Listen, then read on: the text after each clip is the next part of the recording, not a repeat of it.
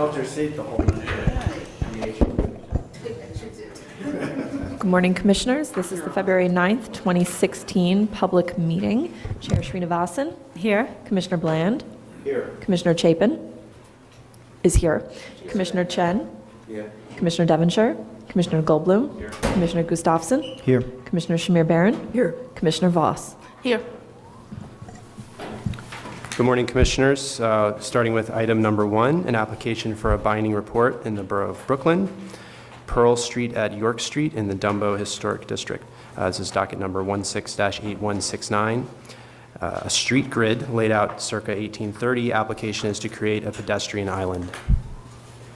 Good morning, Commissioners. Carly Farn with the Preservation staff. This is an application to create a raised pedestrian area located within the street bed at the intersection of Pearl and York Streets, located beneath the Manhattan Bridge approach in the Dumbo Historic District. This plan shows the existing conditions of this area, which are cobble street beds with some asphalt and very wide pedestrian crossings.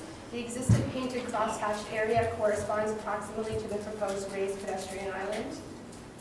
Here are some existing condition photographs of the area, which show pedestrian crossing.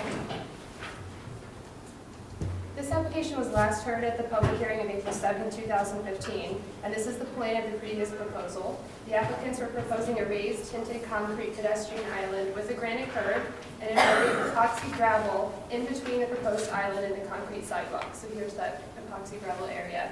Commissioner comments from this hearing requested that the applicants look into using a different material or treatment for that particular area as well as the island. The applicants have returned today with a proposal to use a laser-cut accessible cobblestone for the pedestrian plaza with a granite curb, which is now proposed elevated and flush to the sidewalk, so there's no longer a recessed area between the island and the sidewalk. Some of the historic cobbles in the street bed will need to be removed to allow for this proposed work, but the cobbles will be salvaged and reused in the ongoing street reconstruction work in this district. The remainder of the project scope remains unchanged, which includes granite and cobble crosswalks, which are consistent with the commission-approved standard for this historic district. And we have some information about this accessible cobble. If you have questions about that, here is the commission-approved crosswalk standard for the district and as installed, as well as the bike lane through the street bed. And here is the existing condition and then a rendering of the proposed work. And we have the Department of Transportation here if you have any questions. Okay, any questions? All right. We received a recommendation from Community Board 2, again, sort of affirming their support for this project. Although I think this is good what they've done. Much And improved. I think it's great that the Commission pushed them in this direction. Obviously, Dumbo's an area of change. It used to be industrial. It is many more people now because it's also residential. And I think there was a real need to rationalize this location in terms of the traffic flow and pedestrian flow. And they've done it and come back with a very sensitive design. Okay, great. So I think if we can move to decision, we're going to go in an opposite direction today. Yeah. Move things around a bit. So I hope I remember the order. In the case of 16-8169 Pearl Street at York Street, Dumbo Historic District, the application is to create a pedestrian island.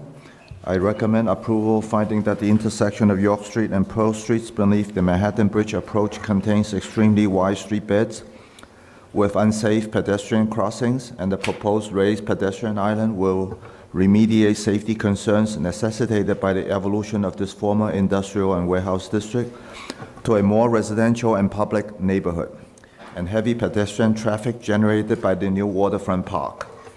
That the proposed granite crosswalk design is consistent with the Commission-approved standard in the district and recalls the historic paving. That the historic cobble street paving in the roadbed that will be removed to facilitate the installation of a proposed pedestrian island will be salvaged and reused in the roadbeds as part of the ongoing street reconstructions of the historic district. That the proposed pedestrian island will be paved with accessible cobble paving and granite curbs, and flanked with tinted concrete at the sidewalk, which is consistent with the Commission standard in the district and recalls the historic paving.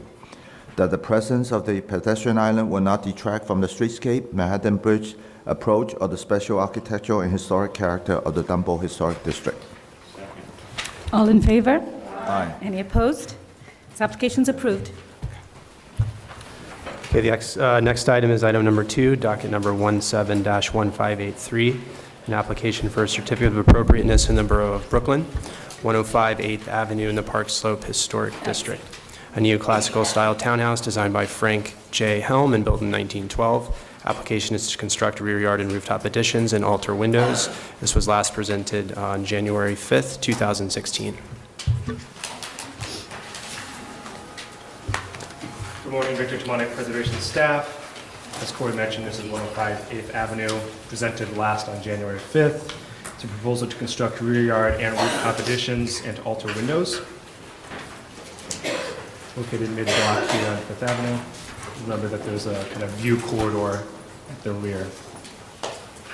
The Commission had concerns with the visibility and impact of the flue extensions seen in this photo here, and also the volume and design of the rear addition and how they interact with the existing rear facade. The Commission asked the applicant to verify the code and the different options for the flue, and also to explore redesigning the rear facade, perhaps with setbacks. The applicant has done both of those. I'm happy to present it. We'll reopen the hearing. Good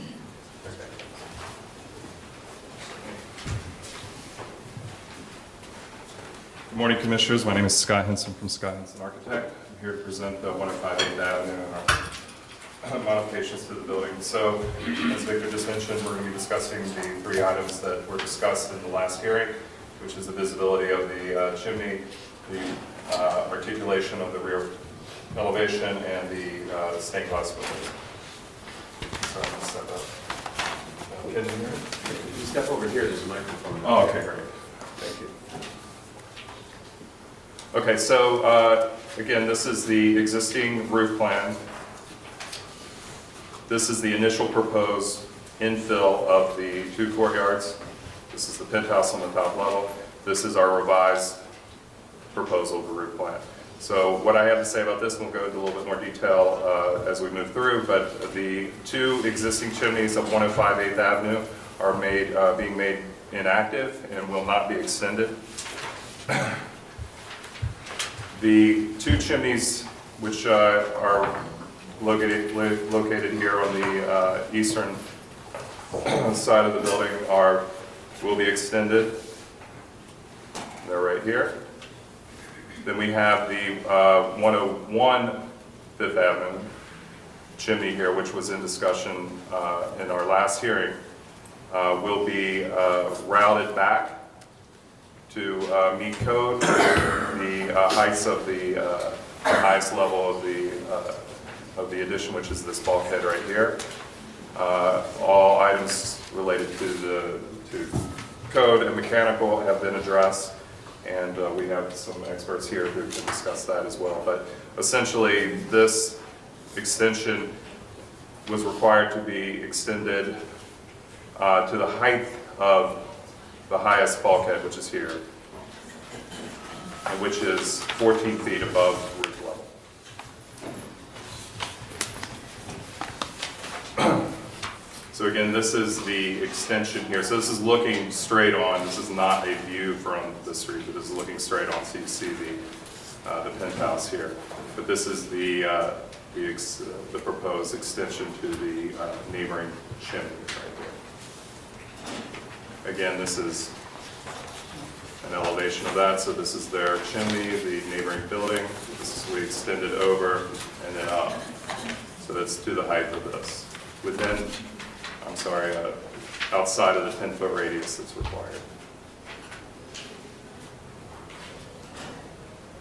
So these are side views from roof level. Again, this is, let's go to number 1 right here, which is looking at this bulkhead here.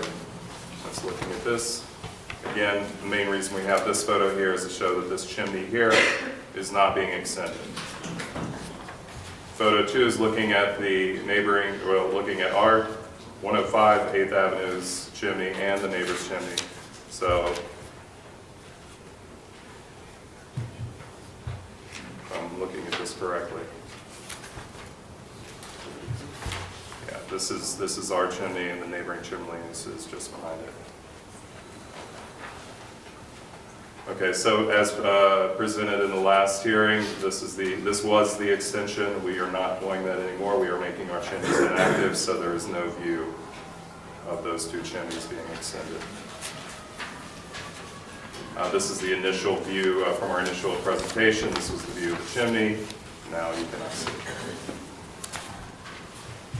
Again, this was our initial view. This is looking from corner of Carroll and 8th Avenue. Again, there's no chimney now. This is a section looking through sightline from across the street on 8th Avenue, looking over the balustrade. As you can see, we do not have any sightlines from there.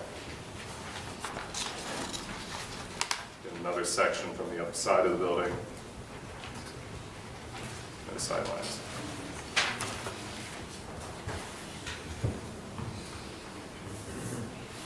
So this shows the sightlines from 8th Avenue again, but showing from on the southern side of the building, which shows, shows the bulkhead here. Again, no sightlines here. We can come back to these when we talk about the elevation on the rear facade, but these are mainly there for that. Okay, so now that's regarding the chimney extension and visibility. This is we're now going to move into the design of the rear elevation. This is the massing model of the addition to the existing building. So this is the rear of the existing building right now. This is what was presented last time. Everything was flush to the wall. Everything was flush to the existing wall. And so what we've done is, based on the discussions in the last hearing, we have made some articulation to the additions in the penthouse, and I'll go into that. But basically, on the northern side, we've pushed it back 2 feet. The penthouse has been pushed back 3 feet from the front edge of the rear elevation, and then the southern side has been pushed back 6 feet. And I'll show you here in a minute, but in our previous presentation, we had balconies that extended off the back elevation. Now what we've done is taken them off the back elevation and pushed them back to the side here, which is why this is pushed back 6 feet.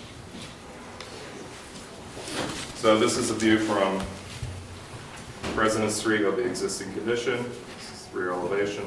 This is a mock-up of the penthouse, which is pushed back 3 feet. So that's the line of the penthouse right there. This is a view from Carroll Street, again, with the existing building, and then this is the penthouse here. From that angle, can you see the addition? Is that corner that we're seeing, the new addition going to be set behind that? It's set right. So this is the line of the building, and it's pushed back 6 feet from there. And then there's 2 balconies here that you can see, but the balconies themselves are, the front edge of the balcony is pushed back 1 foot. Okay, so if I walk down Carroll Street a little more, I'll see that eventually, but... it just barely, as you move that way. Okay, so this is what was proposed in the last presentation. As you can see, we had a flush facade with the penthouse and the 2 additions on the side with balconies here extending past the existing elevation. So what we've done here is, again, like I said, this is the original building, our existing building. So the northern side, which is pushed back 2 feet. As you can see also with the windows, we've lined those windows up. This balcony here is actually at ground level, so this is below grade here. So this is street level, if you were able to go back to the street. And there's a view actually from President Street, I'll be able to show you that. So this is pushed back 6 feet. These balconies, the front edge of the balcony is, well, the balcony themselves are 5 feet, so there's a 1 foot setback from the elevation. And then this line of the penthouse is pushed back 3 feet. So again, this is the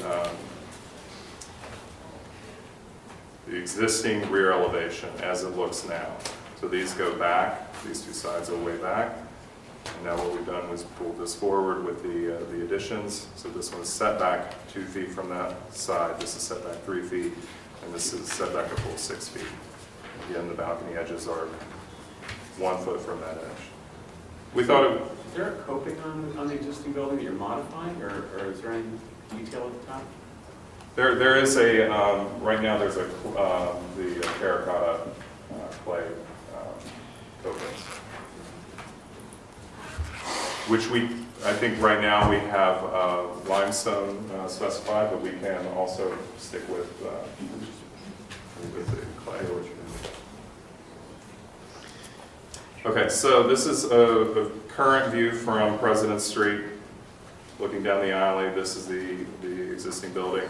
This is what we proposed in the last presentation. You can see the balcony sticking off the edge. Now this is what we have here, where the existing building maintains its plane. There's no additions to that plane. This elevation is pushed back 2 feet, and then you can see the 2 balconies right here that are pushed back 1 foot from that edge. But that entire surface back there is pushed back a full 6 feet. This part of the penthouse is pushed back 3 feet.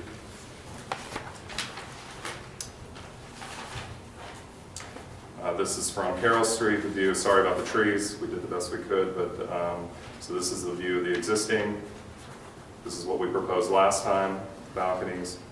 This is what we're proposing now. So here, you asked this question before, if you could see that. And so I can barely see it here because of the trees. I apologize for that, but there are 2 balconies in there. You can barely see them. So this is the edge of the existing building right here. And this is the edge of the penthouse up here, the face. And then the third item that we discussed at the last hearing were the locations of relocating the stained glass windows. These 2 windows here, 1 and 2, will be moved up to the penthouse level up here. Before, in our last presentation, we had them down here. And I'll go back to the rendering so you can see that. This one will remain. This is in the wall of the existing, the setback of the rear elevation of that alleyway there, or that courtyard, sorry. This is going to remain, and this will remain. What's going to happen here? Well, here we go. So here are the 2 windows that will go up at the top in the penthouse. Be relocated. They're going to be refurbished and restored and placed into the penthouse up here. That's these 2 windows here. Okay, so this is a floor plan here showing where the large stained glass window and this one that's right next to it exists. There's a stairwell that's being installed right behind that. This larger window will, when I say entombed, we are entombing it, but we're going to install a fire-rated glass on the back side. We have a skylight above this. We're going to bring natural light down through that. So it's not going to be affected. It's going to be in the same place. This window here, and I'll show you in the next slide, is staying exactly where it is. However, we're modifying it to become a door. And so here's the existing large one. It stays the same. Behind it, we're bringing light down. This is where that other window is. The only modifications to this, other than making it a door, is that we're extending the bottom rails down and some doorknobs and hardware, but it's going to remain exactly in the same place. And the rest is the appendix with floor plans, if we have any questions. Thank you. Are there any questions? To the very back? Yes. Just one quick, can you go back to the rear elevation? Sure. Look, why is the railing on the very top different than the railing on the lower levels? It looks like the one on the top is a horizontal cable rail. Oops, sorry. Yeah. This one here? Yeah. Versus this? Yeah, there's like a fire escape type railing. Yeah, well, this is up on the penthouse. It's set back, I believe, 2 feet from the edge. It's something that we've discussed. We could even push it back a full 6 feet if we needed to. But we just felt like this, it is visible. And we felt like this was a more transparent design option here. But we could go to this, and we'd be happy to work with staff, Victor and Corey, on this if we wanted to go back to a picket rail.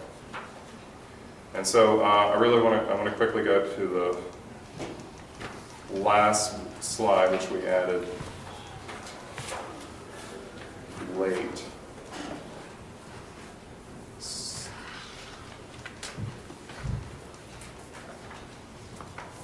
Did I miss it, guys? I'm sorry. Sorry. All of that.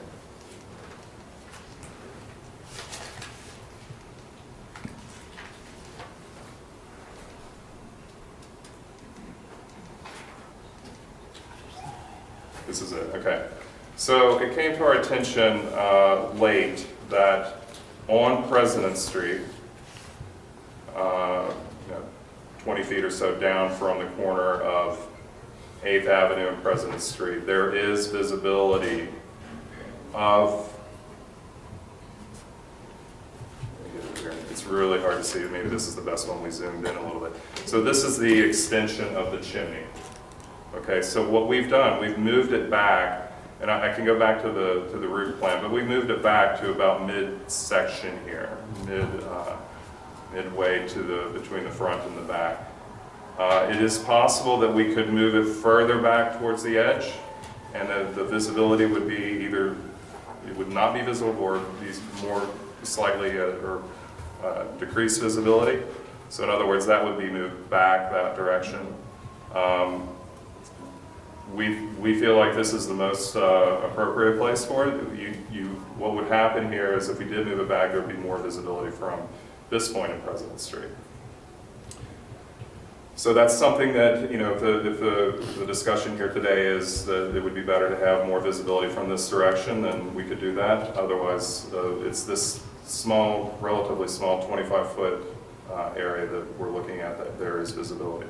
The other thing I want to bring to your attention to in this visibility, so this is as it exists now. This is the visibility of the extension right here. It's really, really hard to see, but there is a very slight edge of the penthouse that can be seen right here. Let's see if we can see it right here. Okay, and then also there's a slight sliver of the bulkhead. Both of these items we have design solutions for. If necessary, if this is something that is not acceptable, we can basically what would happen here is that 10 feet of the penthouse would be knocked back about 2 feet. Then there would be no visibility. And the same thing with the elevator bulkhead, which is over here. There's no mechanicals in the top bulkhead, so we've talked with the architect and the mechanical engineers. There is room to slope that front edge down so that there's no visibility. But again, those two items and those three items with the visibility from this section of President Street, we'd be happy to work with staff to resolve that. Okay. Are there questions? Any questions? Yes, Dana? Yeah, I just wanted to ask, what's the height of the penthouse from the roof and also the height of the elevator bulkhead from the roof? Okay. Do you have that, the exact height? It's probably in the drawings. Yeah, let me but go it's back hard to see the, it. I think it'd be easier if I go forward here. Yeah, it's just hard to read on the plan. It's in the section. Yeah, I'm trying to. It should be, yeah, I just can't see it. So you're asking the question of this height of the penthouse? Or the top? Yeah, the part that would be visible, yeah. Mhm. Oh, the part that would be visible, that's this small section, this small corner right here. And that is? That's about 10 feet. About 10 feet from roof level here. Yes. So what we would do is that 25-foot section of President Street below 8th Avenue, which sees a very small sliver top edge of that, what we would do on that in the plan would be move that section back until it's not visible, and we think that's about 2 feet. And then you ask about the elevator bulkhead, which is, this is it, guys, right? No. There we go. There we go, okay. So 13 feet? About 13. About 13 feet from roof level. Yeah. So looks higher, but, so again, there's a small sliver of this that is visible from that section on President Street below 8th Avenue.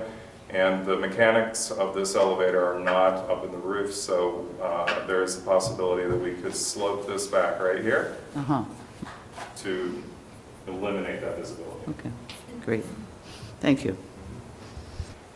Are there any other questions? If there are no other questions, we can close the hearing. Right, comments? Excuse me, may the public be heard? I'm sorry, this is a public meeting, we're not taking testimony. Oh, but you took their testimony. We're not taking yours, sorry. All right, comments? Yeah, Michael? I think it's been much improved. I think the rear facade visibility's been greatly improved. I think the regression of the terraces into the regressing of the terraces into the volume of the building is much better and makes them, I think, appropriate, in my opinion. I think that the applicants really looked at this very carefully, and I think that he himself has offered suggestions for making it even better, which I think he should certainly do with staff. Any other comments? All right, I agree. Okay, so we'll ask them to work with staff to reduce the visibility of those few elements. Michael? Yes. In the matter of 105 8th Avenue in the Park Slope Historic District, an application to construct rear yard and rooftop additions and alter windows, I recommend approval, finding that other than 4 stained glass windows at the rear facades, the building has no significant architectural features which would be lost or damaged by the construction of the proposed rear yard or rooftop additions. Although one of the stained glass windows will be bricked in from the exterior and retained in place, the others will be retained and relocated. Therefore, this work will not result in the loss or damage to these significant architectural features. That the building is not part of a row, therefore, the design, volume, and massing of the rooftop and rear yard additions will not disrupt a unified row and will be in keeping with multiple planes and recesses that currently exist. Sir.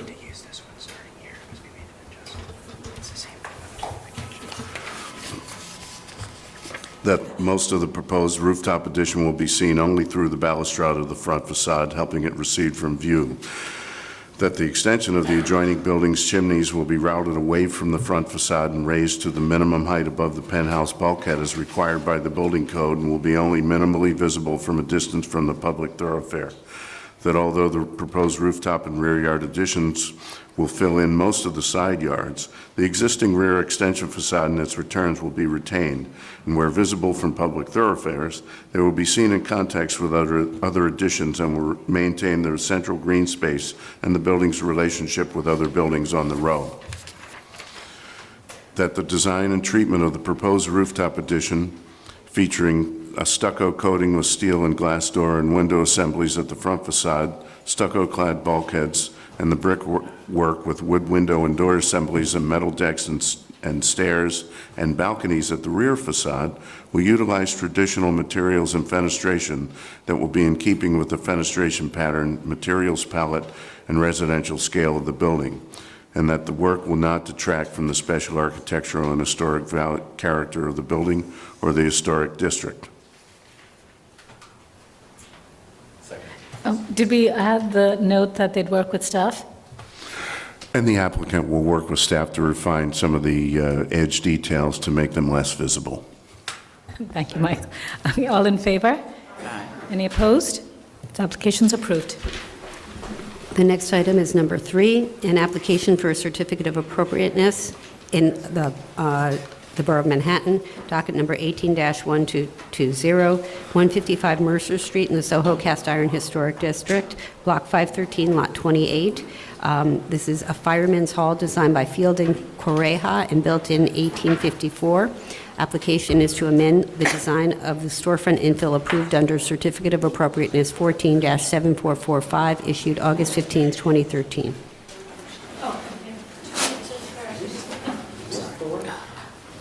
Yes, it is. Well, actually, Michael, no. It's Will Chambers on it. Okay. Morning, Commissioners. Timothy Shaw, Preservation Staff. 155 Mercer Street is located on the west side of Mercer between Prince and Houston Streets within the Soho Cast Iron Historic District. The Commission approved a proposal for a new storefront infill along with the restoration of historic details of the front facade as required for the issuance of a modification of use to allow retail use at the ground floor. This is the approved design for the storefront seen here. The proposal has been revised to include retaining metal panels that were at the sides of the new, that were previously at the existing infill, excuse me, and then modifying with the installation of a pair of doors at the center of the new infill. Compared here is a rendering from the original approval and current rendering with the doors at the center, metal panels at the side. Sherida Paulson, the architect, will explain why the change is being requested and go through the details. We'll reopen the hearing. Good morning, Madam Chair and Commissioners. And for those who recall, this is indeed an 1855-ish fire hall that is interestingly set away from its neighbors 2.5 feet on each side. So it is a freestanding building in Soho. The proposal, the request to modify the proposal comes from the fact that, let's see if we can go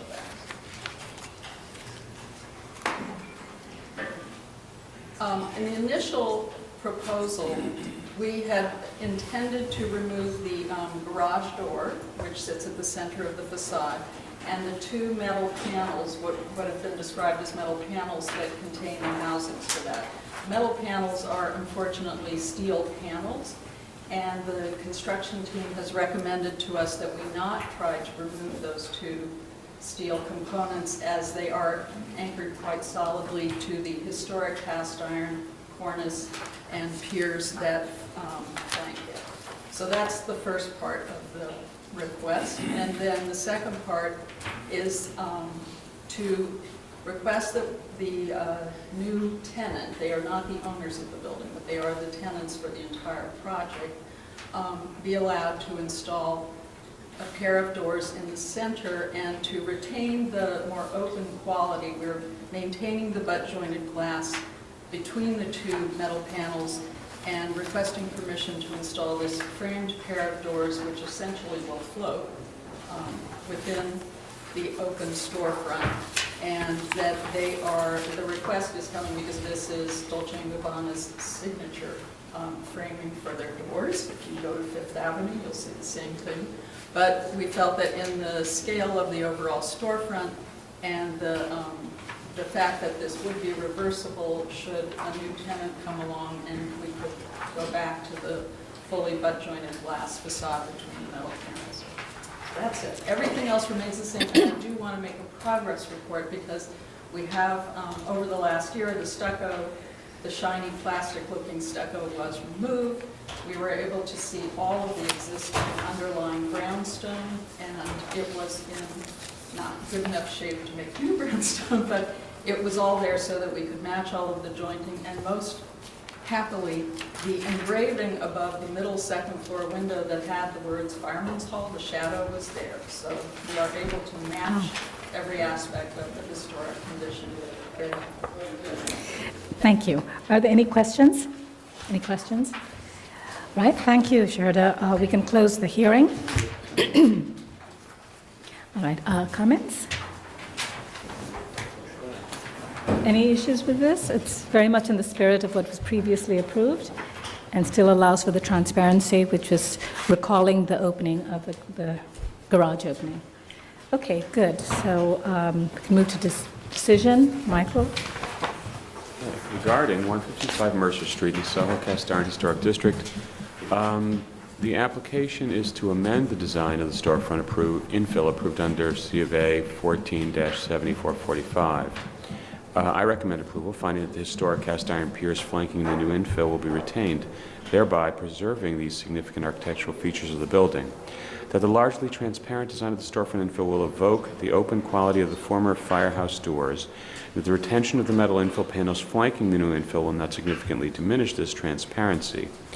and that the design of the center entrance doors with glazing above the base, a base that continues the base of the remainder of the storefront infill and with aluminum framing set within a large storefront glazing is in keeping with the spirit and intent of the design of the previously approved storefront infill. Second, all in favor? Aye. Any opposed? This application is approved. Commissioners, the next item is item number 4 on the agenda. It's an application for a certificate of appropriateness in the Borough of Manhattan. Docket number 177746, 348-354 at Lafayette Street, aka 11-13 Bond Street in the NoHo Historic District. This is a colonial revival style institutional building designed by Alicia H. Janes and August W. Cordes and built in 1913. The application is to modify the parapet, construct rooftop additions, install a glass guardrail, storefronts and signage, modify window and door openings, replace windows, and modify the entry. Good morning, Commissioners. Caroline K. Levy from the Preservation Department. You saw this application last week, and it's a proposal to convert this former veterinary hospital building into retail at the ground floor and offices above. The proposal included extending the 4th floor, the existing rooftop addition, all the way to the other side, enlarging certain windows throughout the building, installing new storefront infill, lowering the door, enlarging, creating show windows at the base, and mechanical equipment and bulkheads at the roof. The commissioners had concerns about certain elements of the proposal. There were some concern about this crenellated portion of the rooftop addition being obscured with the extension. And so the commissioners asked the applicants to restudy that. There are a variety of window sizes presently, and the commissioners were concerned that the new proposal created too much uniformity in the fenestration. And then at the ground floor, there was some feeling that the show windows were large in scale. So to that end, they have addressed it by extending the rooftop addition and maintaining the crenellation, setting it back slightly. The windows at this 3rd story will be enlarged slightly, not to the extent before, but larger than what is originally there. And they also brought mullions down to break up the large windows at the ground floor. The applicants are here to answer questions. Do we have any questions for the applicant? Okay, I think we're good. We don't have any questions. All right, so we can move to comments. I think they've been very responsive to our concerns. I think there were 3 issues, and I feel that they've addressed each one of them. I think they bring back, in fact, the crenellation, which was lost during one of the alterations. I think that they've, in a very simple manner, broken up the larger windows at the retail and ground floor level. And in terms of the windows on the 3rd floor, I know there were some concerns of bringing it back to what it was historically, but I also see that they've provided us this additional piece of information that just kind of explains what it is indoors. I think the changes that they made, even to the 2nd floor window, are very much in spirit with the building, and so I think I could approve it as is. I agree generally, although I'm still not comfortable, I think, with the with the storefront windows. I hadn't asked this previously, but just wondered about the green paint. Is that how old is that in the existing? Maybe staff knows.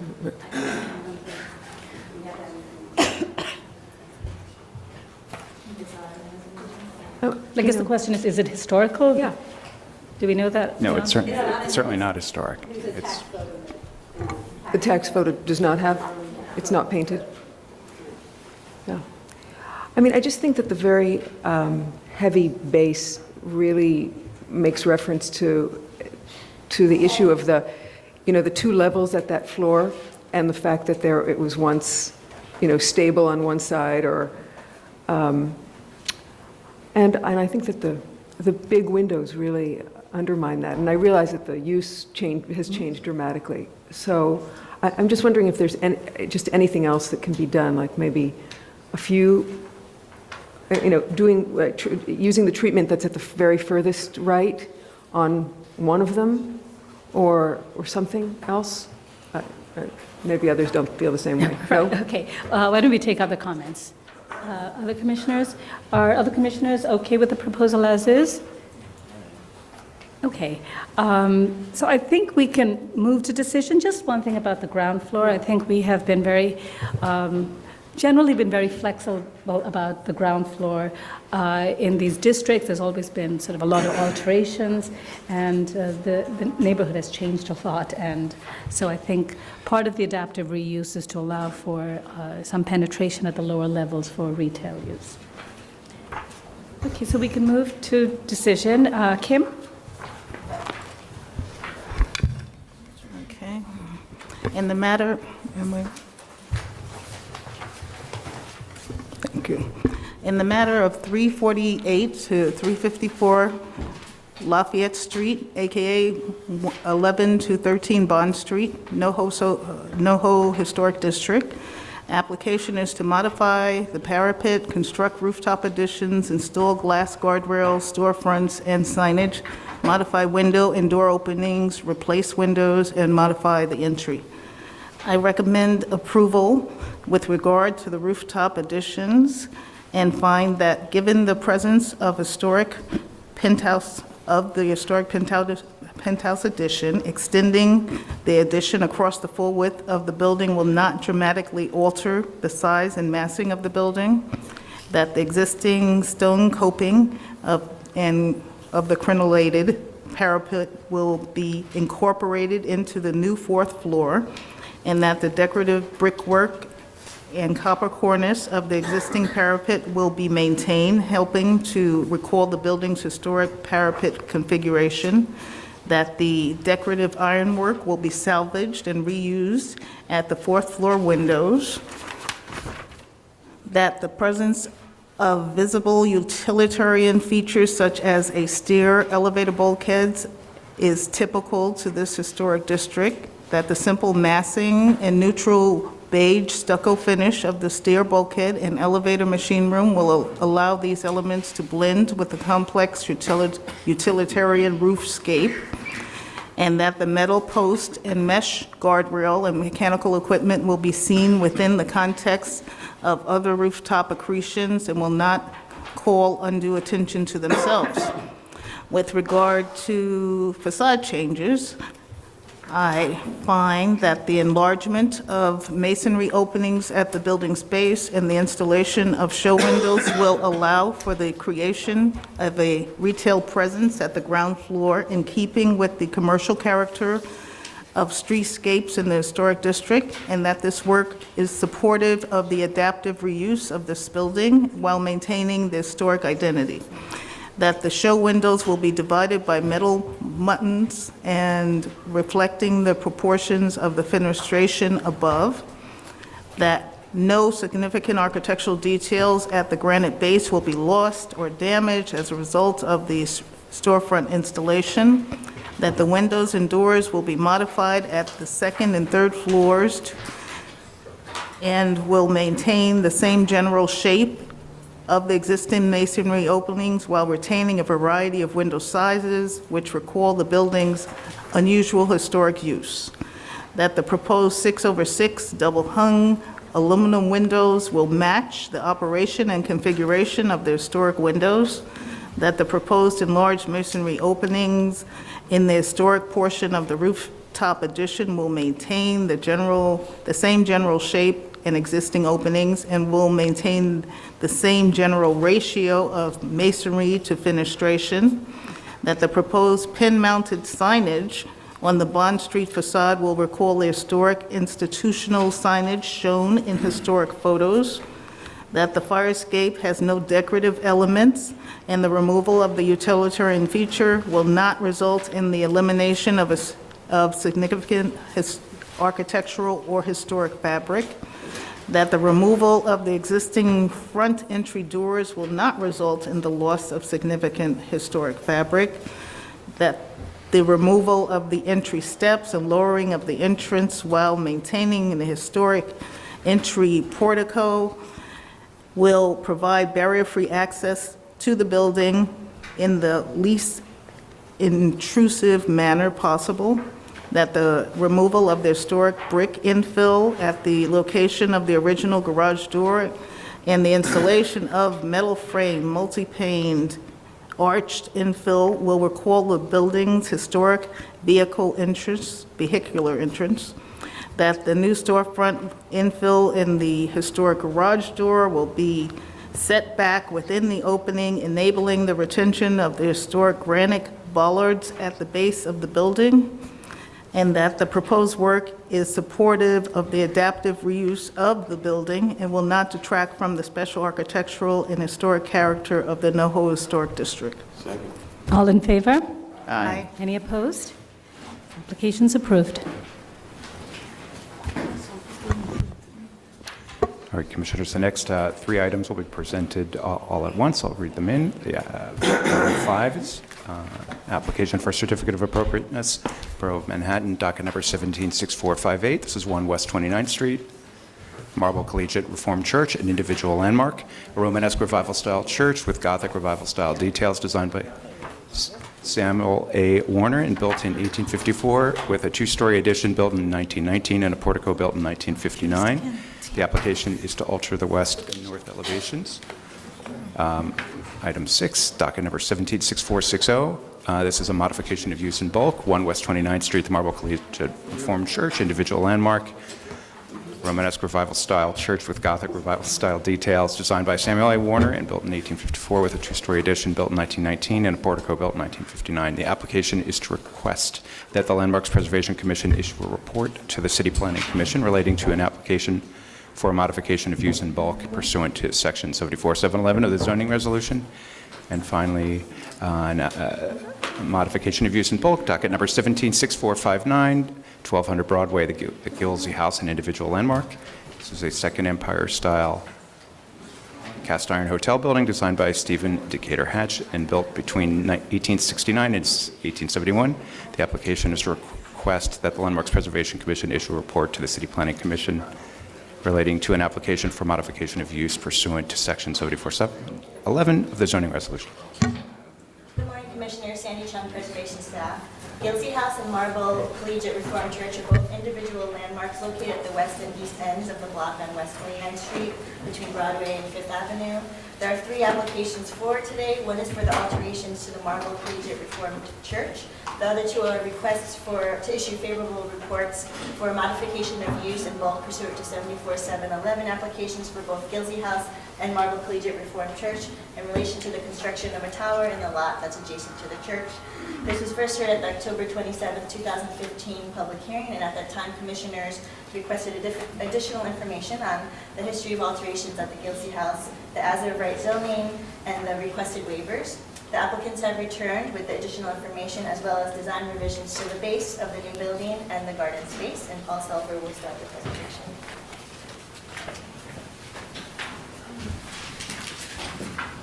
Thank you, Sandy. Is this a good place to stand? I think so. Okay, good, thanks. Madam Chair, Commissioners, I'm Paul Silver, member of the firm of Kramer, Levin, Naftalis, and Franco. We're Land Use Council. Sorry, is it to reopen the hearing? Right. So moved. We are Land Use Council to the Reformed Protestant Dutch Collegiate Church, to HFC KIK 30th Street owner, the R. Rahman Foundation, and Gilsey House on these applications for the restoration and alteration of 2 landmarks, the Marble Collegiate Church and Gilsey House, and for the construction of new residential and community facility buildings using their excess development rights. The site is shown here, 29th Street on the bottom, 30th at the top, 5th Avenue on the right, Broadway on the left. The 2 landmarks are in yellow. The footprint site of the new development is in orange. And you can see the 2 zoning districts that are involved, the C52 on the 5th Avenue side to 100 feet west of the avenue and M16 for the balance of the block. Both of these are 10 to 12 FAR zones. The difference is that in a C52, you cannot have manufacturing or industrial uses, and in an M16, you cannot have residential uses. As Sandy said, the applicants are seeking certificate of appropriateness and will be seeking certificates of no effect for restoration work on the church in Gilsey House and for the reports required by the special permit under section 74.711 to modify the zoning resolution's use and bulk regulations. More specifically, the section 74.711 application will seek a use modification to allow the development of residential floor area, including bonus floor area, in a manufacturing zone, and to allow Gilsey House, which is now used as a residence pursuant to a variance, to continue to be occupied by residential use after giving up that variance. They'll also seek a modification of the split lot rules to allow a transfer of residential floor area from the C52 zoning district across the boundary line into the manufacturing zoning district for incorporation into the new buildings. They will seek modifications of the zoning resolution's envelope controls governing rear yard equivalence, height, and setback in side yards. As a part of the special permit, both the church and Gilsey House will enter into programs of continuing maintenance. The programs will be memorialized by a restrictive declaration requiring that each be brought into sound first-class condition and maintained that way through a cyclical maintenance program. The 74.711 reports address the adequacy of that program and whether the proposed bulk modifications relate harmoniously to the landmark building. Today you'll hear from Dr. Mark King of the church, Mick Doyle, the preservation architect for the church and for Gilsey House, Moshe Safdie, the architect for the new buildings on 29th and 30th Street, and at the end I'll come back and talk a little bit about the zoning and the modifications and how they help create a more harmonious relationship between the new buildings and the landmarks. Thank you.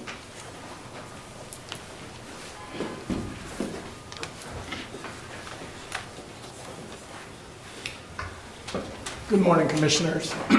I'm Mark King, I'm the Executive Minister at Marble Collegiate Church. Marble Collegiate is one of 5 ministries of the Collegiate Church of New York City with very diverse communities across all of Manhattan. This effort is going to help deepen our charitable commitments. It will enhance our own ministries and will also provide very much needed 21st century space for us in the ministries and the work of our church.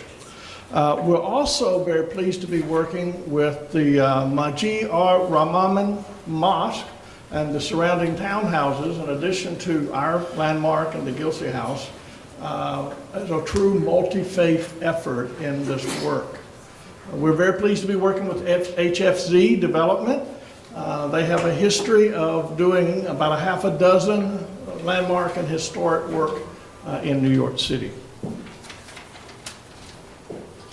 So the purpose of what we're trying to do is, again, we are a church, and we want to enter into this program to maintain and work very diligent, very hard on our landmark. We're very, very proud to be a New York City landmark, but because this kind of work goes beyond what donations and contributions are able to achieve, we are entering into this project. But we also want to give back to the community. We're working that I think you'll see in the proposal today, an appropriate plan for to be physically harmonious to the surrounding areas, Gilsey House, and of course the church. These waivers are going to provide a host of community events, including a public open space, affordable housing, and first-class restoration and preservation plans for both the church and Gilsey House. And we need this project, we need this development project in order to fund all these things that are our hope. So we respectfully ask for your support. Thank you.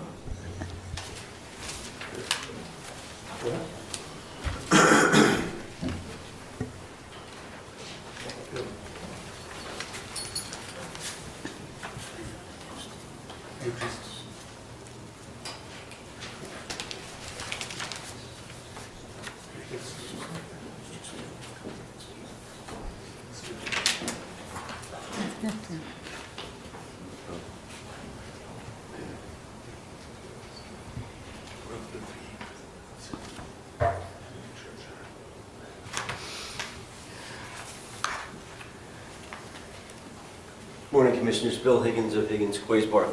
Very briefly on site history, just two major fundamental points we would like to make. First of all, the growth of the city in relationship to the site and the identity of the church over time.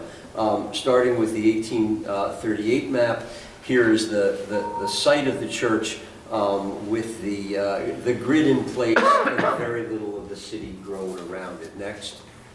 By 1852, you can see the city is beginning to grow around the church with, at this stage of development, row houses, and then behind the church on 29th Street, still some open space around the church where it still is reading as a three-dimensional object. Next. By 1879, and then on the right here, later in the early 20th century, you can see that the various phases of the growth of the city are legible, with the lower scale row house growth here, and then the taller later architecture next to it. Next. So that fundamental point simply is that the city has grown and evolved around the church, and this is a next step in that. The second and final point is that the garden, which you will see in a minute, really fits into a history of churchyards, which has existed in Manhattan since the very beginning, since the 18th century and earlier, and that these churchyards typically create a green and planted sort of recollection of the rural around the church, and form a kind of buffer zone between the church and the city around it. Next. And the same thing again with Marble of Grace and First Presbyterian. So what we are proposing in the design that you will see is a nicely planted design, which in some ways can be read as a continuation of that churchyard tradition. Thank you.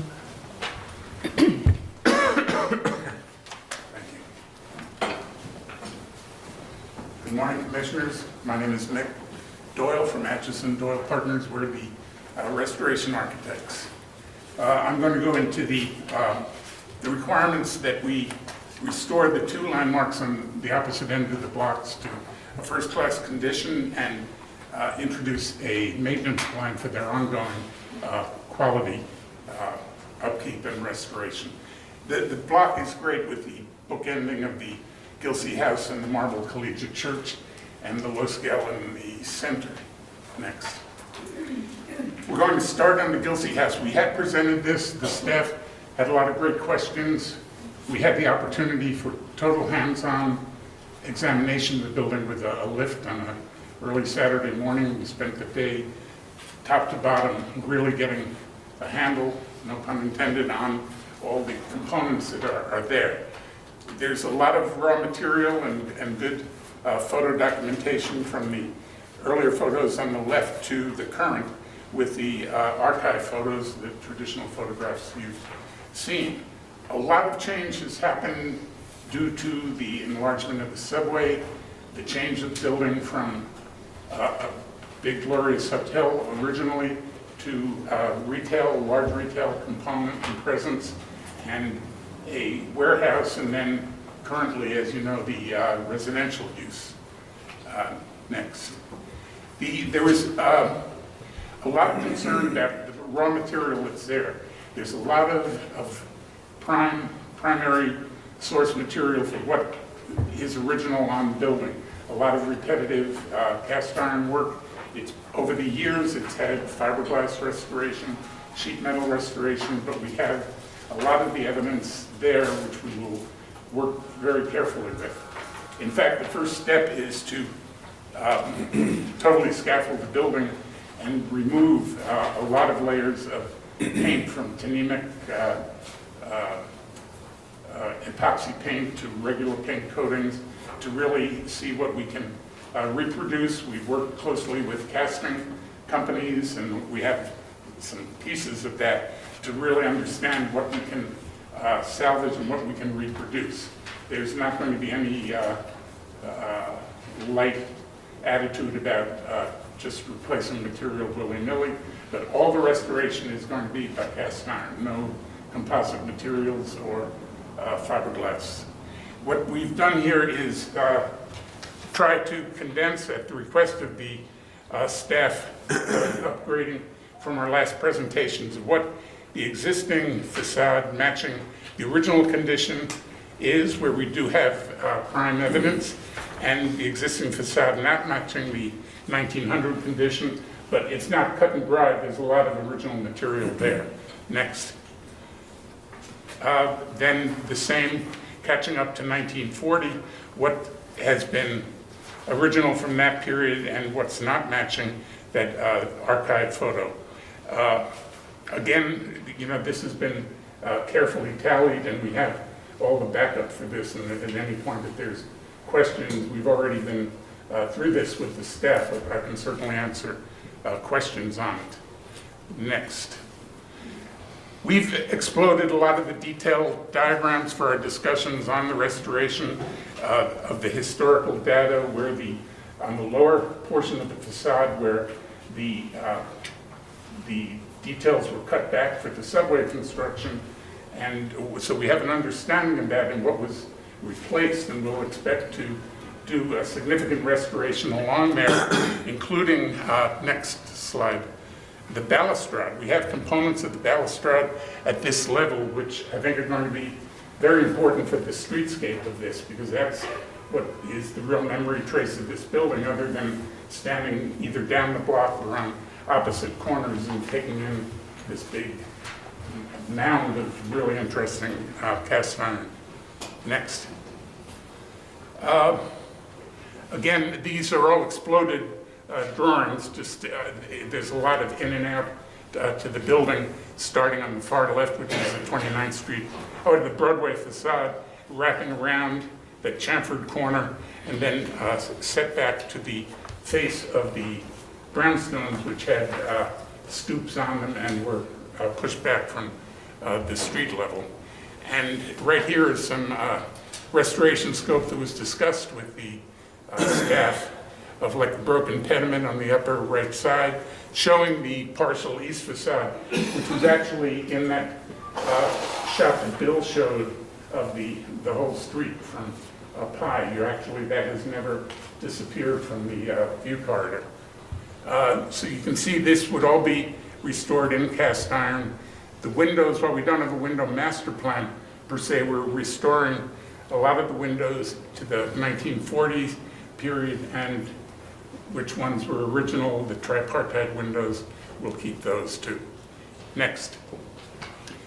Again, this hits that lower facade I talked about quickly. We have a lot of evidence, and that balustrade is important to us because we have components that we can recast and really bring back that band along the street. Next. Just to point out again, these castings are not done typically in a whole. You don't take the full capital and do it, but it's broken up components that are then put back together by the fabricator after they've been cast. I think we have a very good understanding of what pieces are going to be done that way, and we can move pretty quickly after we've stripped off the coatings. Next. On all of these, the continued scope of the ongoing maintenance is basically taking our specification manual and turning it into a guidance document for the future. And we've given that to staff after comments back and forth on that, and we feel pretty confident both with this and the church, which we'll look at in a moment, that we have a great way to keep the landmarks in prime condition. Next. That's that partial east facade that never really left the views. Next. Okay, marble Collegiate Church. We've been fortunate, as Dr. King has said, that the church has been a good steward of their property. It's an overwhelming piece of property to be a good steward of. It's Tuckahoe marble. As we know, and from our own work on the Metropolitan Club, which is Tuckahoe marble from 1894, it does not fare well in this climate and needs constant dressing. We're on that building almost every 5 years in the 20 years we've been working on it. So the basic scope, again, this has been kept up reasonably well. The repointing of the marble, the repairing of cracks, open joints. Sugared blocks has not been rampant, but we do have a supply of sort of a cache between the basement and some other sources of salvaged Tuckahoe marble around the city, which we've been fortunate for other reasons to be garnering. The cleaning of the facade, the wood window repair, we have a chunk of the wood windows there. We're going to continue to try to work with the original fabric, but this will come up in our west facade, which we'll talk about in a moment, which is a new facade for the building.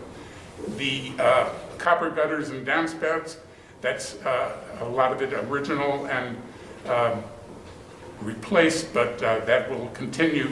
Those are the hidden gutters that you don't really see. The selective repairs and painting, and the really emblematic wrought iron fence along the base, which has been kept up and will be carefully continued to be restored and kept in shape. Next. Just to orient you here, this is the church itself. The main church in the green and the pink area of the middle building, those are actually contemporaneous structures. It's misleading what they're called, but it's really built at the same time, and it's two pitched roofs that are perpendicular to each other. The executive building, which had been given permission by the LPC to remove under a previous application, will be taken down. We were fortunate in that that was built against the north facade without digging into it or altering the buttress system or the stone. So we had the stone and the raw material there. That's a real find. That's an archaeological bonus to that facade, because it would have been heavy lifting to restore that. Next. The documentation of the south facade and east facade are evident. There's been significant work on the western side of the south facade at the entry to the so-called middle building. And the front of this is a well-known landmark on Fifth Avenue. I've been looking at it since I was a kid in New York City, but it's really been very well kept up. And we had the opportunity to really go over this whole building hands-on as well. Next.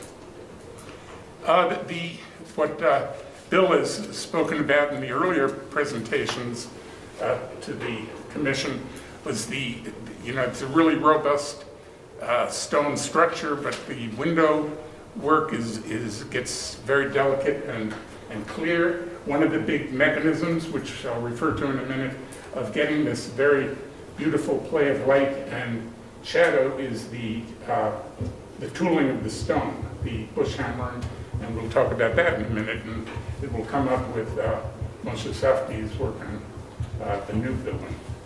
Next. These are close-ups of the stone. You can see in various states of repairs and chips. Again, our approach, which we've been in front of you with before, is not just to replace things willy-nilly, but really try to work with the existing fabric of the building and only intervene where it's really necessary because of severe damage or failure of material. Next. Now, the north and west elevations. The north elevation, as I discussed on the left, is where the building was built up against it, a stone and stucco building for offices just pressed against the windows. We're optimistic that will come off and we'll be able to restore it to match the south facade. This portion of the middle building was always a common brick facade, as was the area of a 3-foot setback on the lot, which was more for, not so much for light, but for air in that portion of the building, which had large windows into what was another chapel, auditorium kind of space. Next. This is a perspective corrected photograph of that facade of the building. You can see the windows. This was entry points into the adjacent building, and an enlargement for the stair. It was essentially a 2-story building where a grand stair was added probably in the early 19th century to get up to the main auditorium floor. This on the left is a mechanical space. You can see on the top there was a parapet added and concrete block, and there's very little original material other than the brick and some marble accents. Next slide. When it was still a 3-foot opening, we did a lot of archaeological research against that building, and this is that's an original piece of marble. The rest has been parged and is common brick. Those ventilation areas were filled in with block, and the stone just turns the corner and ends there. Next. That's more shots of that. You can see the tooling of sills at the bottom of some of the window openings for the office windows on the lower portion. Next. That's that area that we talked about, which was a 2-story height space all the way to the late 50s on the 2nd floor. Next. And you can see that had an addition put in that put those square windows basically at the floor of the top office addition, and then the auditorium space was lowered at the ceiling. Next. That just shows the 2 colliding pitched roofs. Next. Trying to show that this was the non-historic material versus the historic material on that facade, which we're building up to what we'll switch gears to what we're presenting as the proposed new west wall. And that is the north wall that we talked about, north elevation, with a new back of the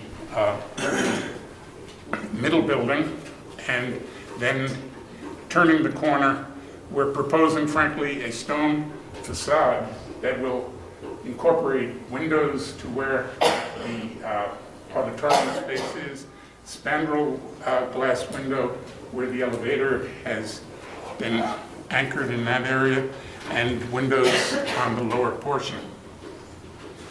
What we did was take the cues from the existing south and north facades of the proportion of the windows. We're talking about a wood framing that we would anchor with the samples on the table to match the existing window frames of the building, wood frames which are original, and using a diamond pattern glass which is in the windows that are not actual stained glass. There's a window master plan in effect that's been pretty strictly adhered to on the upkeep and care of the existing windows. This slide shows the guiding lines we took from the south facade proportionally of the elevations and water tables and the buttress support system, and this facade that we're applying to the west will be essentially built against the existing brick. Next. Just some details of that, how we came about the different tools of the buttress, the bush hammering of the stone, and the window fabrication, and the lowering of the facade of the parapet on the top, which will give us a better view of the rooftop, the slate roofs. Next. Window details, which we talked to the staff about. Next. Again, looking at the arched windows, and that's protective glazing on the existing building, and we're talking about a stone, a Jura-stone, which is a German limestone, which is complementary, but not meant to be an exact match, which will fare much better in this climate, only for the new wall, not for repairs. Next. And the most important reason for that is that the building now will turn the corner. It's really prominent from 29th Street, where you haven't seen the building, the south facade as well as the west facade together.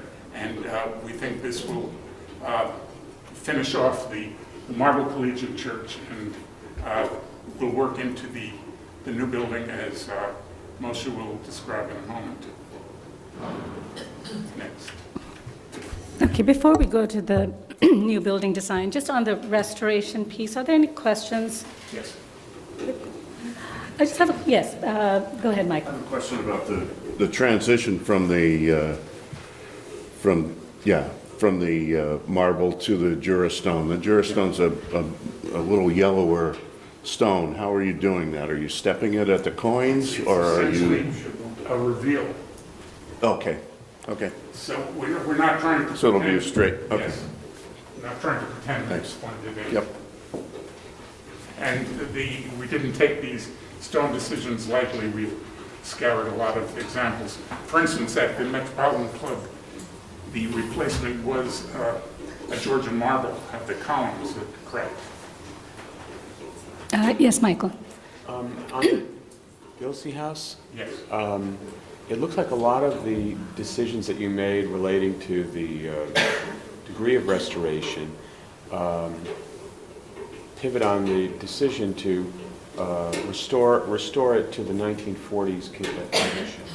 Am I mistaken on that? I mean, it looks like a large quantity of the building was, you're taking the position that you're restoring it to the 1940 period. A large part. Can you help me understand how that period is the period of significance for that building? Well, the building use changed significantly into a warehouse, dramatically into a warehouse. It was restructured both on the interior and portions of the exterior at that time. And windows, certain windows were wholesale removals, as well as the cutback demanded by the subway construction, which we actually, with your deputy counsel, went back to talk to the MTA about whether we have any leeway to come forward on that. And they were adamant that it wouldn't happen. But it's not a wholesale 1940s replacement. The real evidence comes from the original castings of the cornices and the column capitals and the rounded columns. So we're pretty sensitive to that question. And are you replacing all of the column capitals? Not all of them. Where they're, where you have some of those photographs we showed where they're whole and there. Right, no, I know, but where they're missing. You're replacing all the missing ones. Yes. And that was a really clear discussion with the staff and the commission at the first meeting, that they did not want a partial restoration in terms of things that had been approved earlier, which were fiberglass and sheet metal. Okay. Any other question? All right, I had a similar question, which was about Gilsey House and the restoration program. I know it did come up last time as well, and I know that you've highlighted here the 1940s period as significant as well. And does that relate to the treatment of the windows? Is that going back to the 1940 period? It does. Okay. Interestingly, some of those photographs around that time, not only the archive photo, show what looks like a retail use that's almost modern. I mean, the first few floors were showrooms and garment center areas. And then when it became residential, frankly, it would be really difficult in a co-op situation to go in and demand changes of the window configurations at this point. Right, but leaving aside the practical difficulty, is your argument that in fact that the 1940 period windows are in fact significant and therefore should be restored Yes. to their configuration? Definitely. And as evidenced by this non-painted, non-coated facade. Okay. I know that was one thing that we were grappling with about the significance and of the 1940 period. Okay. Yes, Diana? Just on this issue, the one that's kind of striking is it's designated as B, which has undergone a lot of change, and it sort of destroys the symmetry not to have that restored. The column, I'll call it at this point. You're saying you've this? got it designated as B as in boy? Right. Yes. Yeah, that one. The main corner. That's the chamfer on the corner. Yeah. That, frankly, is one of the areas that we were trying to really work on because that's the biggest memory trace as you walk down Broadway, frankly. Mm-hmm. We started, frankly, I'll be honest, with the first thing we could do, probably economically, would be to restore that piece. Mm-hmm. And then, as it went away from that, we were into people's apartments and into the retail and warehouse changes to the structure of the building, and it became more difficult. That's what I was asking about. This is one that you found particularly difficult with the interior, that particular.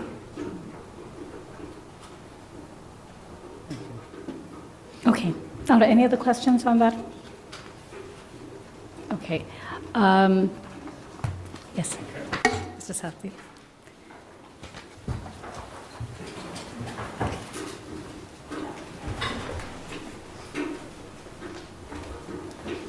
Good morning, I'm Mercer St, the architect for the project. I would say that our assignment essentially was to develop a program of expanded church space in a residential tower and 2 infill buildings into a beautiful city block as harmoniously and as complementary a way as it is possible. And the first, this would be a bit repetitive for some of you, but the first exercise was to really begin examining what could we do as of right. And we had gone through a number of scenarios of what the existing zoning would allow us to do. And this was one of the more efficient massings of a taller and a lower segment of tower that would fit as of right within that block.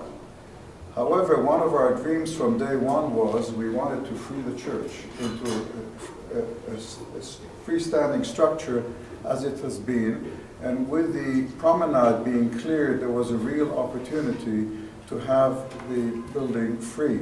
You see here the projection of the as of right with the existing townhouse on the site, and good part of the church is blocked, and good part of the massing is behind the spire, as seen from Fifth Avenue. So our next step was to try and place the tower entirely behind this line of promenade, and the base building aligned with the street elevation, and aligned with the adjacent structure to create a large open space of the promenade and a new garden in the rear of the church. To give you a sense of scale, this is Paley Park, so we're about twice the size of Paley Park. And when you compare the resulting massing of approximately the same height, you can see that in one case the impact on the mass of the church is substantial. This is much freer of it, and the same is true from the opposite view from the west. So it is this approach that we embraced, resulting in a plan here that you see the promenade coming through, free and clear, the large open space that is now the church garden, fronting to the south and 29th Street, an arcade aligning on 30th Street, two infill buildings that I'll describe in more detail, completing the elevation from Gilsey House to the existing structure to the church facade with this dramatic opening in the center. I'll talk a little bit about what we've discussed in a number of previous meetings about the nature and character of that space. On one hand, we want it to be the church garden, the church yard. At the same time, we want it to be clearly broadcasting its public nature as a public space open at all times. And so there is this balance between the two. And so the strategy has been, for example, to extend the church fence and create a gateway on 30th Street, to create an alley of trees, building up the vegetation and landscaping, and this is in response to some staff commentary, towards the elevation of the church. There is a large church assembly space under that piazza, under that garden, which is skylit through these skylights which are flush with the floor, which will glow at night. And so this whole composition of paved space with seats, trees, and more lush vegetation defined off the street in a way that gives it territoriality and yet publicness, because it is open and actually on both sides, so that there's a through movement. This is one of the many drawings of Hank White, the landscape architect, where he has examined the various church gardens and contributing to the detailing of the garden as we propose it here. The strategy of the design is to create a base building, a podium building, which is masonry and which relates in character to the entire street facade of the historic buildings and the infill buildings. And above that, a much slighter architectural feeling for the residential tower, and to make a transition or to make a transformation from one to the other. What I think makes this more meaningful than just a formal gesture is that the space so defined by the podium is actually church space. And so in fact, that masonry podium and the space below the piazza, the church itself and the infill buildings together form a more traditional architectural base along the city streets. And as perceived from both streets, 30th and 29, this is what your eye takes in at close range. You see here that there's continuity of space, so that church space, offices, classrooms, and the church assembly space all form the surround of that square garden. And here we are looking in from 30th Street, the base, the penetration of the tower coming through the new facade, which will be limestone, matching more or less the church, and that same stone treatment with the same dressing on the stone and the same texture carried over to the base of the building, both on 29th and 30th. The extension of the fence and the opening up of the gateway, and within the space, the reading of the masonry facade, the arcade extending upwards, and night view with the glowing of the skylights. There is a glass canopy that is free of the buildings that, so to speak, floats right through to Fifth Avenue, so that once you enter that alley, I think I have a sketch of it at some point, you have weather protection, but it is just a light glass canopy that is in that space. We studied carefully these two buildings in terms of keeping them or replacing them. They're extremely problematic, they're in very poor condition, their floors don't align. In contrast to the existing building, which is rather elegant, and the restored building, we felt that a new building and new facades would give a better sense of continuity to the block. It's an opportunity to align the floors. It's an opportunity to give appropriate expression to the mosque, which on one hand is, you know, an urban facade that kind of picks up the street front, but with enough transparency looking in to understand that it's an institutional religious building. And we see here the podium, the existing, and the two infill buildings.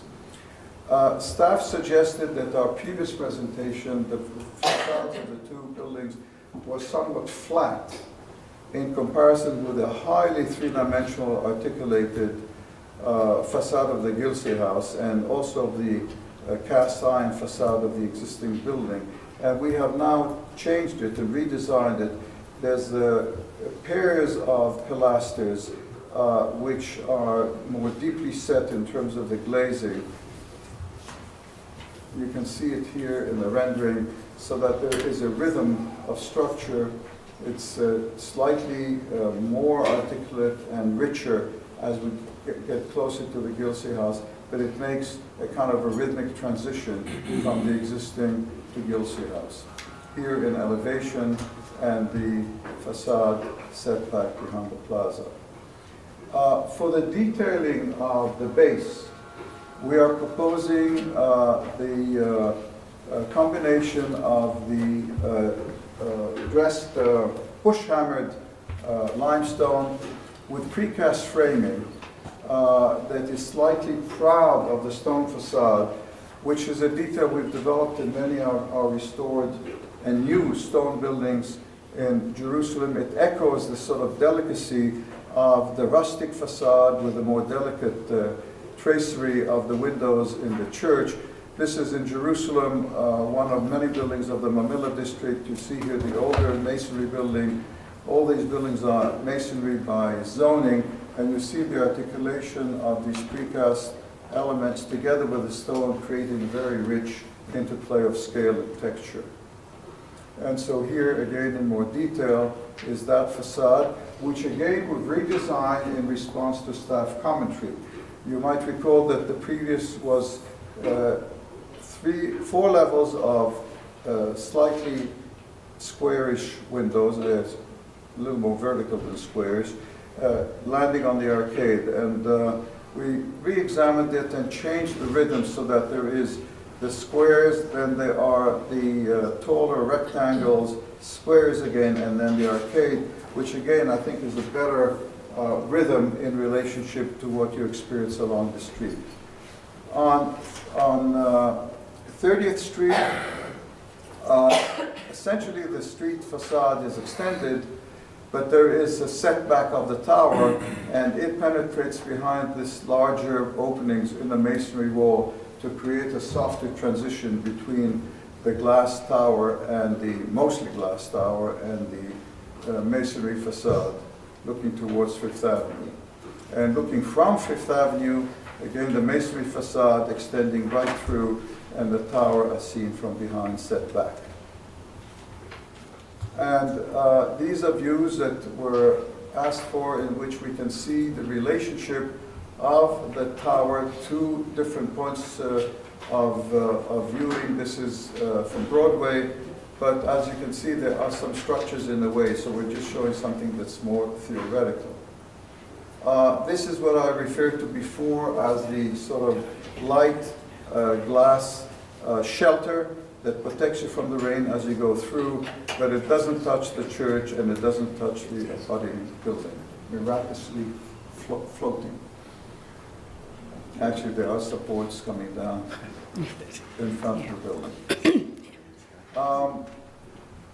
The tower itself has been the subject of some discussion in our previous meetings, and one issue that came up at some point was, is that highly articulated three-dimensional modulation of the facade, creating some terraces and roof gardens as the building ascends, a complementary strategy in terms of the scale and texture of the block.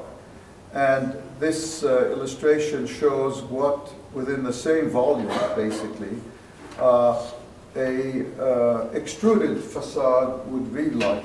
And I thought it's a rather clear conclusion that articulating the facade gives it a lightness of being and a much more harmonious relationship to the highly articulated masonry than something that would be an obelisk, extruded obelisk.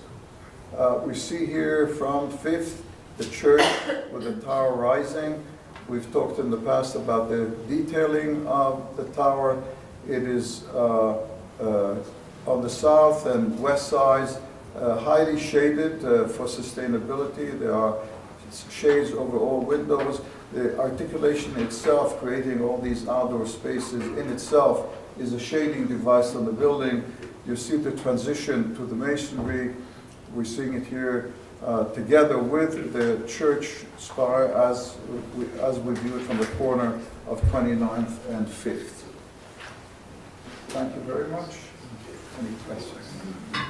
Are there, yes, questions? Close the building.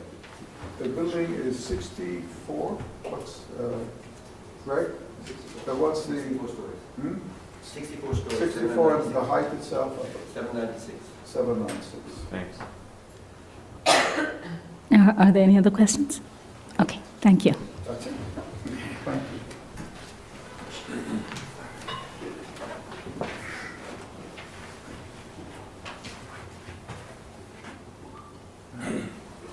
Zoning.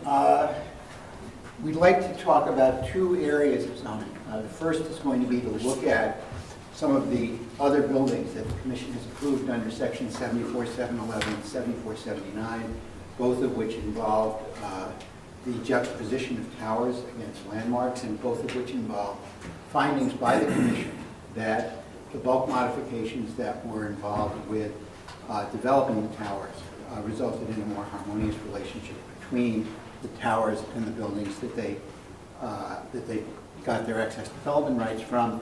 And then we'll go on to a very high-level view of the zoning on this project, and again, how the specific bulk modifications here result in a more harmonious relationship between the landmarks and the new buildings. What we're going to say about this project is a summary of a memorandum that we prepared that I understand is in the Commissioner's packets. It goes into this in excruciating detail. I am happy to share that detail if you wish after we've gone through the project overall. So let's start with projects. Here are the first two. They're both 74-711 Saint Jean Baptiste, which involves a new building down the block from the church, and Carnegie Hall, which involves an office tower directly behind Carnegie Hall. Next. The Knox building, again, an office building directly behind the landmark, and 311 East 58th Street, directly behind the landmark apartment house. Next, Amster Yard and 805 3rd Avenue, again, two buildings on adjacent sites. And then finally, the John Street Methodist Church and 33 Maiden Lane. Next, these are two 74-79s, both of which involve buildings that were across the street from the existing landmarks, 7 Hanover Square and India House, and 100 Old Slip, the former home of the Landmarks Commission, and the office building, 32 Old Slip, that received its development rights. What's striking about these projects, we think, is that is at the street level, and that is that the pedestrian view, the natural pedestrian view, does not automatically take in both the tower and the landmark. And you can see that in each of the pictures on the left-hand side as you go through. The only one where you saw the tower and the landmark was Saint Jean Baptiste, where the tower was down the block and you had a good deal of distance. You actually have to look up to see the two of them together. And what that tells us is that there are two really important considerations in the harmonious relationship here. The first is the site plan. That is, where is the tower situated relative to the landmark in any given viewshed? And the second is the design of the base, and that is, how does the base relate to the landmark? So let's look now at the comparison between the as-of-right development and the proposed development to understand some of the site planning concerns. This is, again, just to refresh your recollection, the proposed site plan, the church, the tower, the mosque, and Gilsey House. There are three significant constraints on designing a tower on this site. The first is the fact that it has an out parcel in the middle of it. The footprint site is a sort of an upside-down U. The second is the location of required rear yards and rear yard equivalents. And the third is the rule in the zoning resolution that limits the amount of footprint that a tower can occupy within 50 feet of a narrow street. Together, these constraints do a couple of things. First, they tend to force the tower into this zone, which is where the largest and most regular footprint can be. That's also the zone that is directly against the church. Number two, they tend to force the tower toward the center of the block and then working out from the block because the encroachment rules, again, limit the extent to which you can occupy space within 50 feet of the narrow street. And finally, they orient the tower, again, because of the way the space is occupied in a north-south direction. Next. We took three, what I'll call prototypic as-of-right buildings. They were designed to sort of look at the range of different floor areas that you could get, ranging from one that involved minimal bonus floor area, which is this building, which has basically an extrusion straight up of about 11,000 square foot floor plates. It goes to a height of 492 feet directly behind the church. Next is the building that you saw and that we took, it's sort of the middle building. It involves some bonus floor area from a plaza and arcades. It has about 404,000 square feet.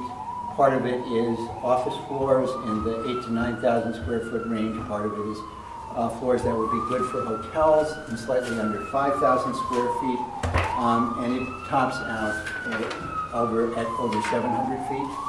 And next, finally, the largest of the three, the one that maximizes the use of plaza rather than putting the mosque in a building that sort of worked the cornice line, extended the cornice line and street wall.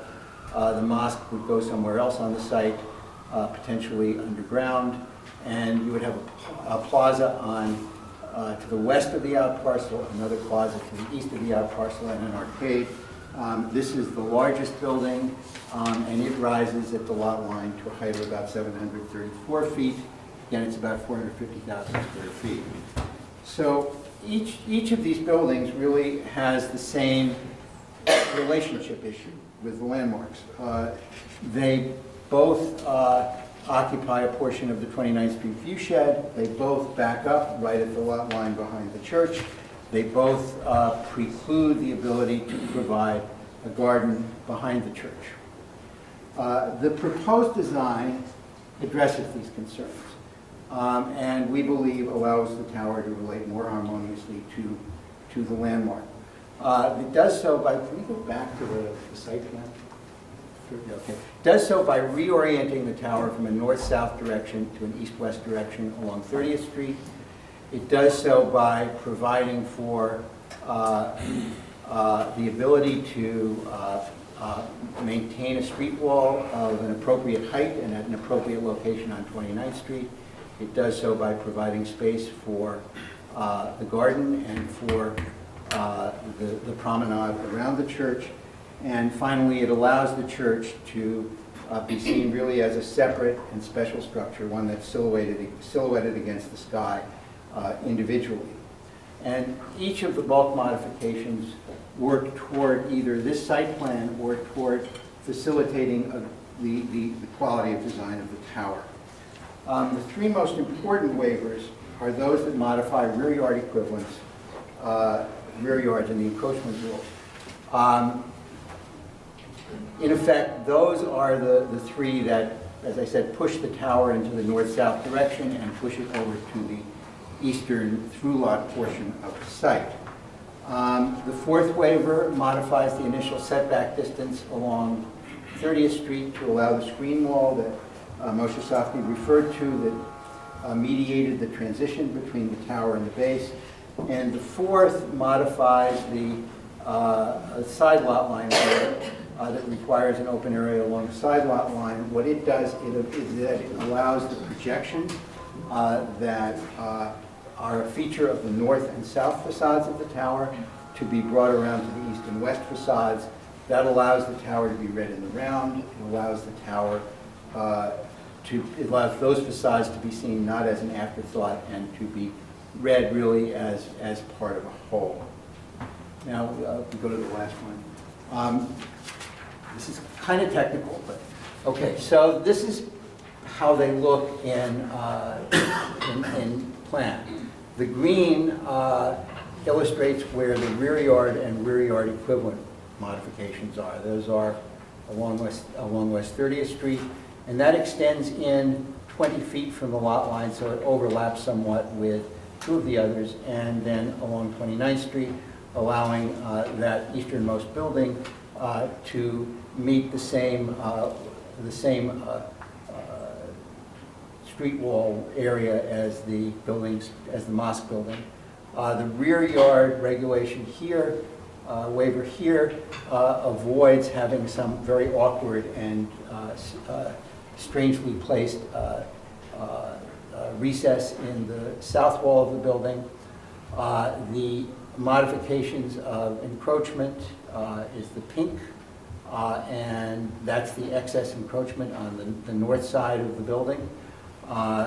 And the modification that allows the screen wall, which is a modification of the initial setback distance, is shown in yellow. Finally, the side yard modifications are shown in blue.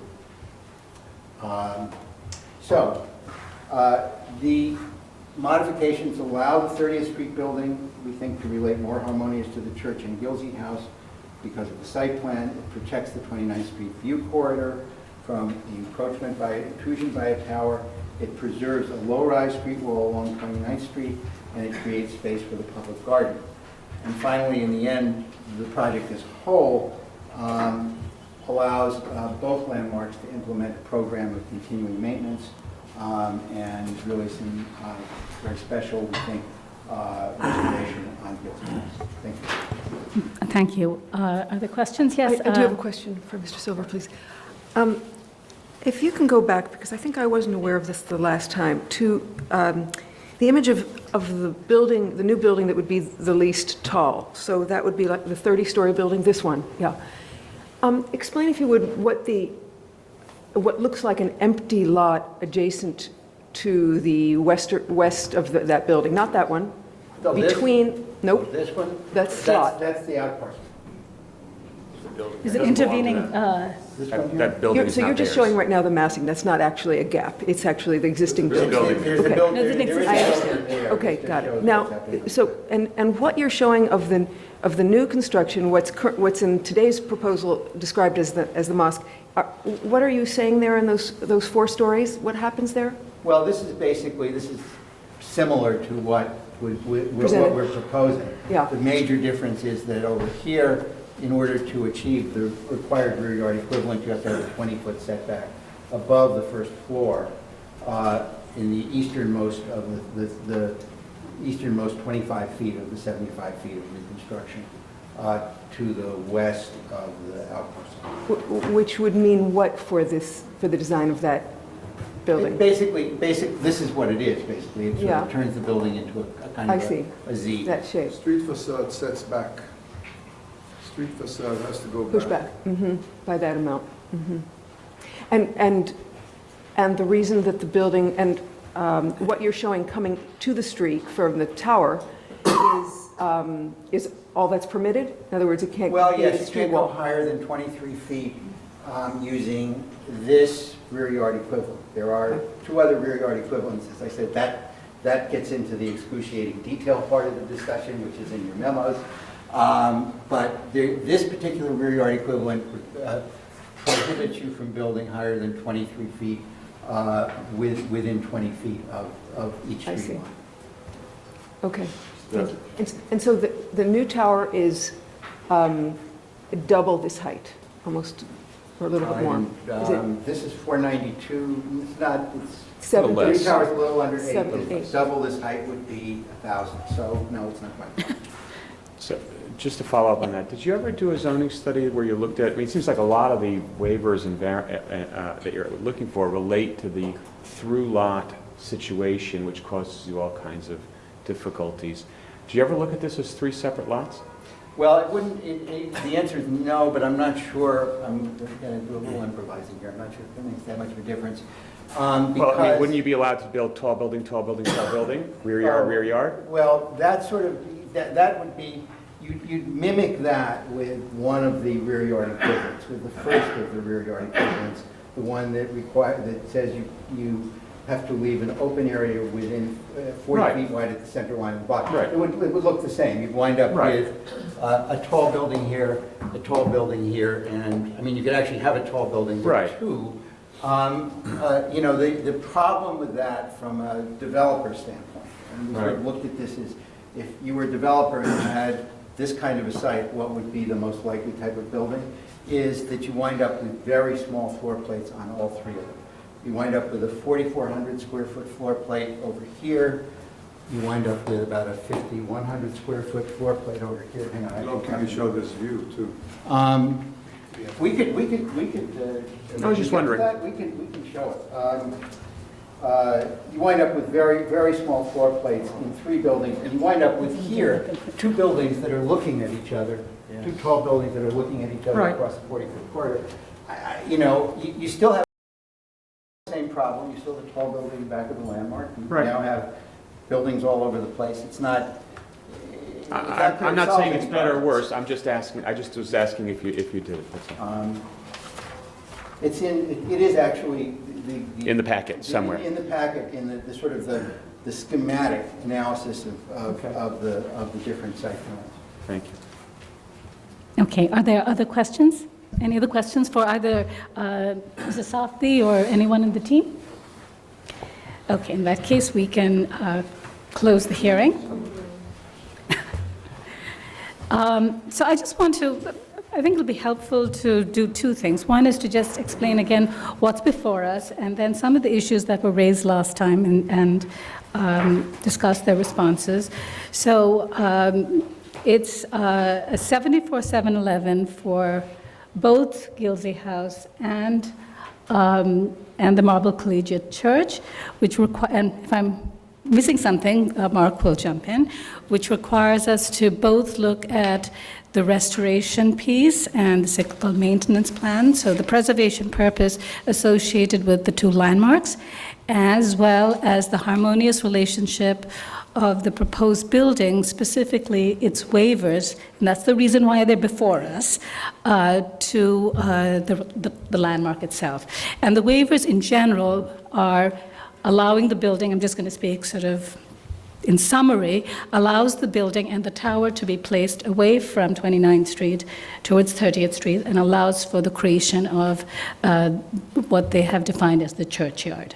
So then the other waivers are more sort of technical and has to do with the, setbacks from within that tower space itself. So those are the components, and we're also asked to they've also come for a certificate of appropriateness, which applies to what is the western wall of the landmark church. So that's another piece. I just want to remind the Commission that this is not a historic district, and that's not really before us. And even while there was a lot of discussion in terms of the 3 buildings to the side, those are not either on the landmark site or within a historic district. So I think they've wanted to explain that to us because it's a part of the proposal and the thinking about various aspects to the project, but that's not really before us. So that's the mosque. That's the mosque piece. Am I right in saying that? Okay, all right. So at the last hearing, there were sort of several broad issues that were raised. And I think the first had to do, I'm just going to take them in somewhat the order that they've been discussed over here. And the first was really about the restoration program. And I think at that time, there were some questions about Marble Collegiate itself and their restoration program. I think we had heard from the church that what they're doing is very important to them and doing it in a very sensitive manner. I think our questions were more related to Gilsey House and to understand the scope of restoration that was related to that. And since then, they've done, I think, a much more detailed forensic in terms of looking at what they were going to restore.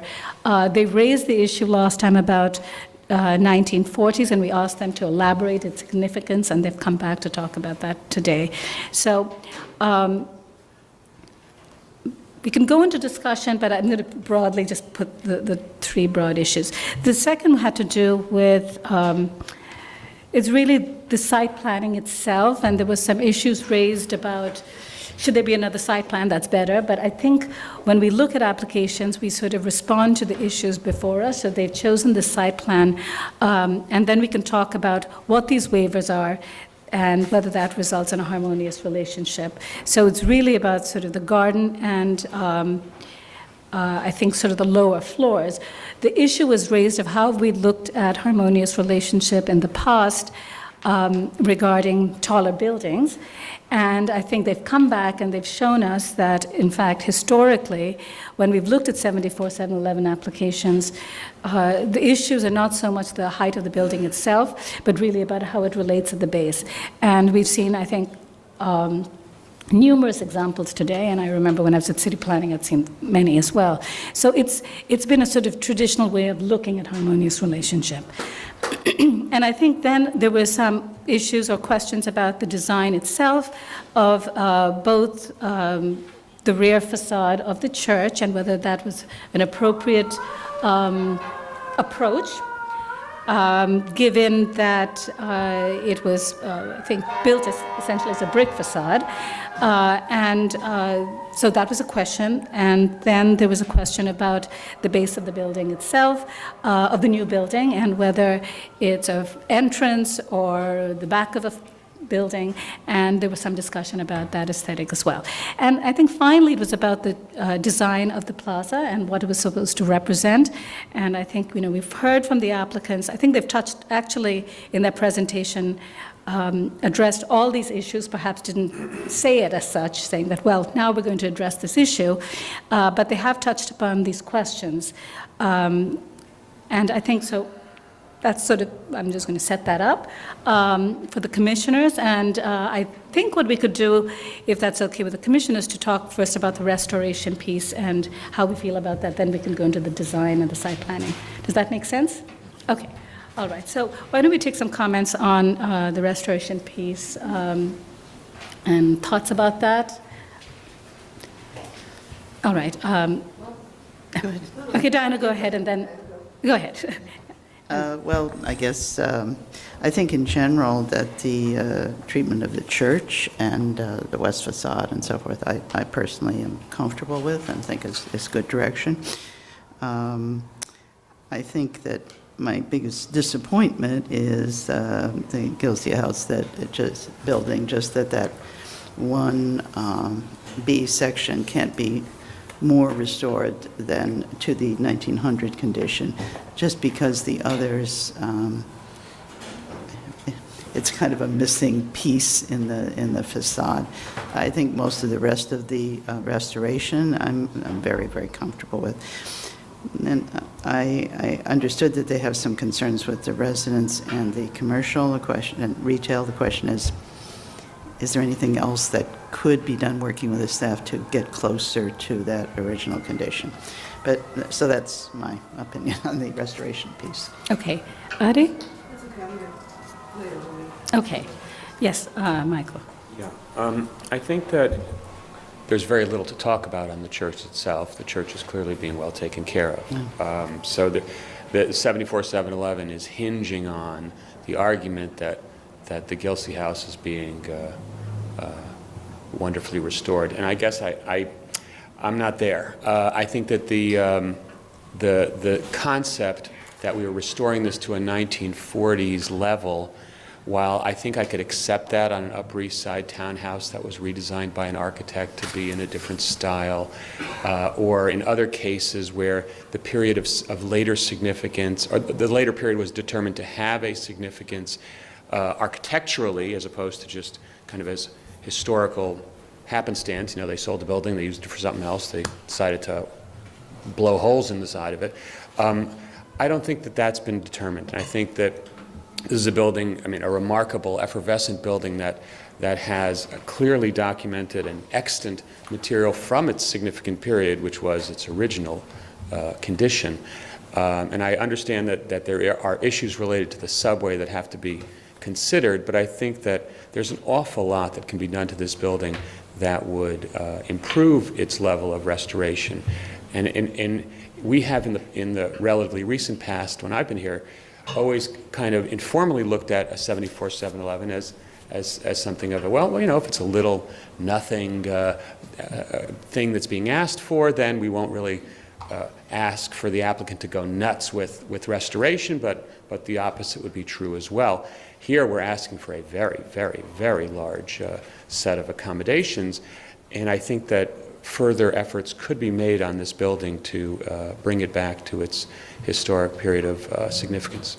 The only thing, I understand what you're saying. I just wanted to make a point about the restoration of Marble Collegiate and the fact that it's in good condition, and somehow everything hinges on guilty. I think the Commission has recognized in the past that just if you're a good steward of your property, doesn't mean you should not take that into consideration. And so I would urge the Commission to recognize that as a part of this, that we shouldn't say that this, and think about the 74-711 and the waivers really about just the guilty house. They have been good stewards of Marble Collegiate. They're planning to do ongoing maintenance, and the cyclical program is very important. The Commission has in the past allowed 74-711s when there's been practically no restoration. So I think that changes the way we should look at the overall restoration piece.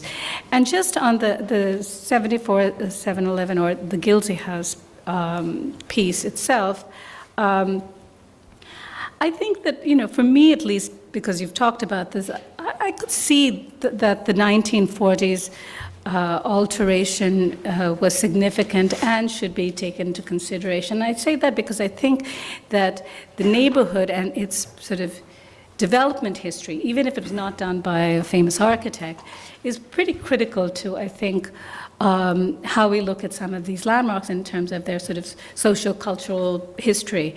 And so the change from a certain kind of building to another kind of building, I think, is significant, and it really did sort of make a shift. So I, again, think that, you know, there's a rationale for thinking about 1940s as a part of the restoration piece. Michael? I agree with Commissioner Goldblum on this one. Mm-hmm. Okay. Other comments or? Yeah, I agree with the Michaels on this. I think this is it's a big trade, as Commissioner Goldblum said. You know, it's a big give, and so I feel comfortable asking for the big get. It's a huge opportunity to go back to a better stage of this building's history, and it will be, this is the moment when it's either we get it or we don't. Okay. All right, other comments? Okay, so what I'm Let me just ask a quick question about that. Yeah. So the reason that they've stopped at 1940s in some of the, as it relates to some of the details, has to do. Is it about commemorating that period of time, or is it about the inconvenience to the residents? Change it? Because I think that we need to just clarify that. That might help. Okay. I understand that. All right. I think yes. there are, you know, I think that the applicant said that they would have loved to have done more on some of the facades, but they have co-op problems. So I think that we could possibly find a way to work with the applicant, if they were willing to commit to that level of restoration, to extend the period of time or to make it into a master plan. I mean, there must be some mechanism for us to allow that to happen on an ongoing basis. The building's been here for many years. It'll hopefully still be here for many more. I think we can be patient as long as the end result is locked in. Okay, yes, Fred? I just want to say one minor comment. Many cast iron buildings are restored with the permission of this commission and/or staff, not using cast iron. And I think we should acknowledge that the proposal here is to use cast iron. And that's a pretty unusual, rare condition, and that should be given some due. I don't oppose what we've just said, that maybe there's a way of working with the applicant over time to surmount the problem of individual co-op owners. But nonetheless, let's just acknowledge cast iron is pretty unusual in a big wholesale renovation like this. Okay. Just on the, I don't know if, Mark, you have any guidance on that aspect? I think we could certainly do a master, we could figure out a way to structure this so that work happens over time. I think what would be critical doing that is to have a very specific sense of what work we would want to see over time. So I think it would be we would need to really look at, and the commissioners have to be comfortable with what's the end that everyone wants to see, and then we can work towards a time period and a means and methods for getting there. But the first thing would be to figure out what exactly people would like to see added to the scope of the work that they're proposing here. Okay, I suspect that it's the windows, but I know that's one aspect because I think that you had the rounded windows before, and I think in the facade, which is at the corner, and I think that's what Diana was talking about, was that you can clearly see in, I think, two facades, it's got a rounded, and then the other place, it's actually the tripartite. But I know, Michael, do you have... I mean, I think this building is, I think the city is very lucky that in this case, because there are major areas, as the applicant has identified, of existing fabric that dates back to the original period that can be replicated. And I'd say the goal should be, to the extent that it's legally acceptable to do so, given the subway limitations and other potential code-related issues, that they should strive, as we would ask for in Soho or anywhere else, that they replicate it to the original condition. Chimneys, window arches, trim, etc. You know, we've got the evidence. It's actually physically there. Okay. Yes. You know, so I think, so if I'm hearing just correctly, because this is obviously a key point, is people want it restored to the 1900s. Is that what people are saying? Because I think everyone needs to know what that is and what and I think before we could approve anything, we need to go back to need to see it, but also need to go back to Gilsey House and make sure there's a commitment. I think we need to look at the report also. Right. But if that's what people, I think what's important is that this meeting, if that's what people want, it should be stated clearly so that the applicant understands what they need to do. And then we can go on if you want, Chair, to discuss the other aspects of the proposal. But I think that if that's what people want, then it should be clear.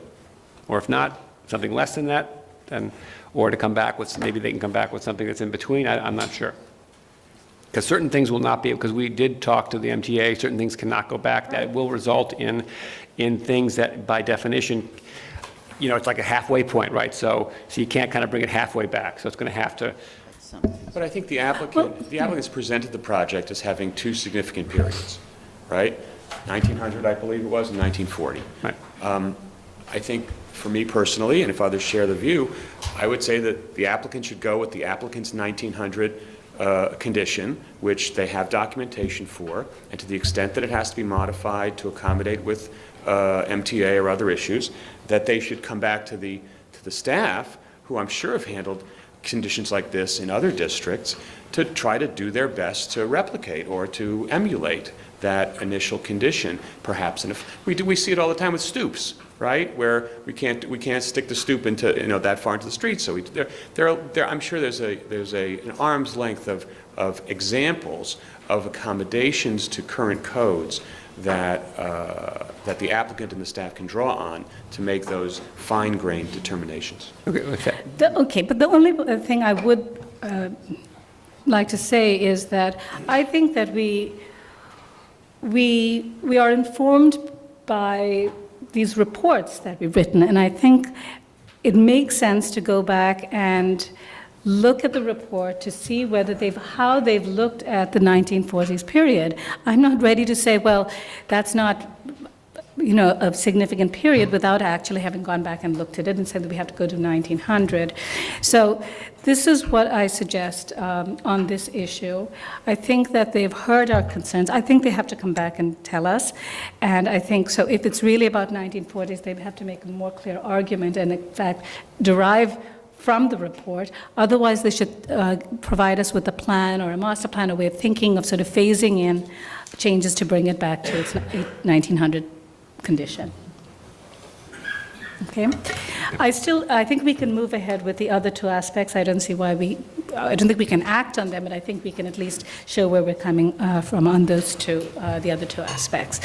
So in terms of, I just want to talk a little bit about the open space and the site plan.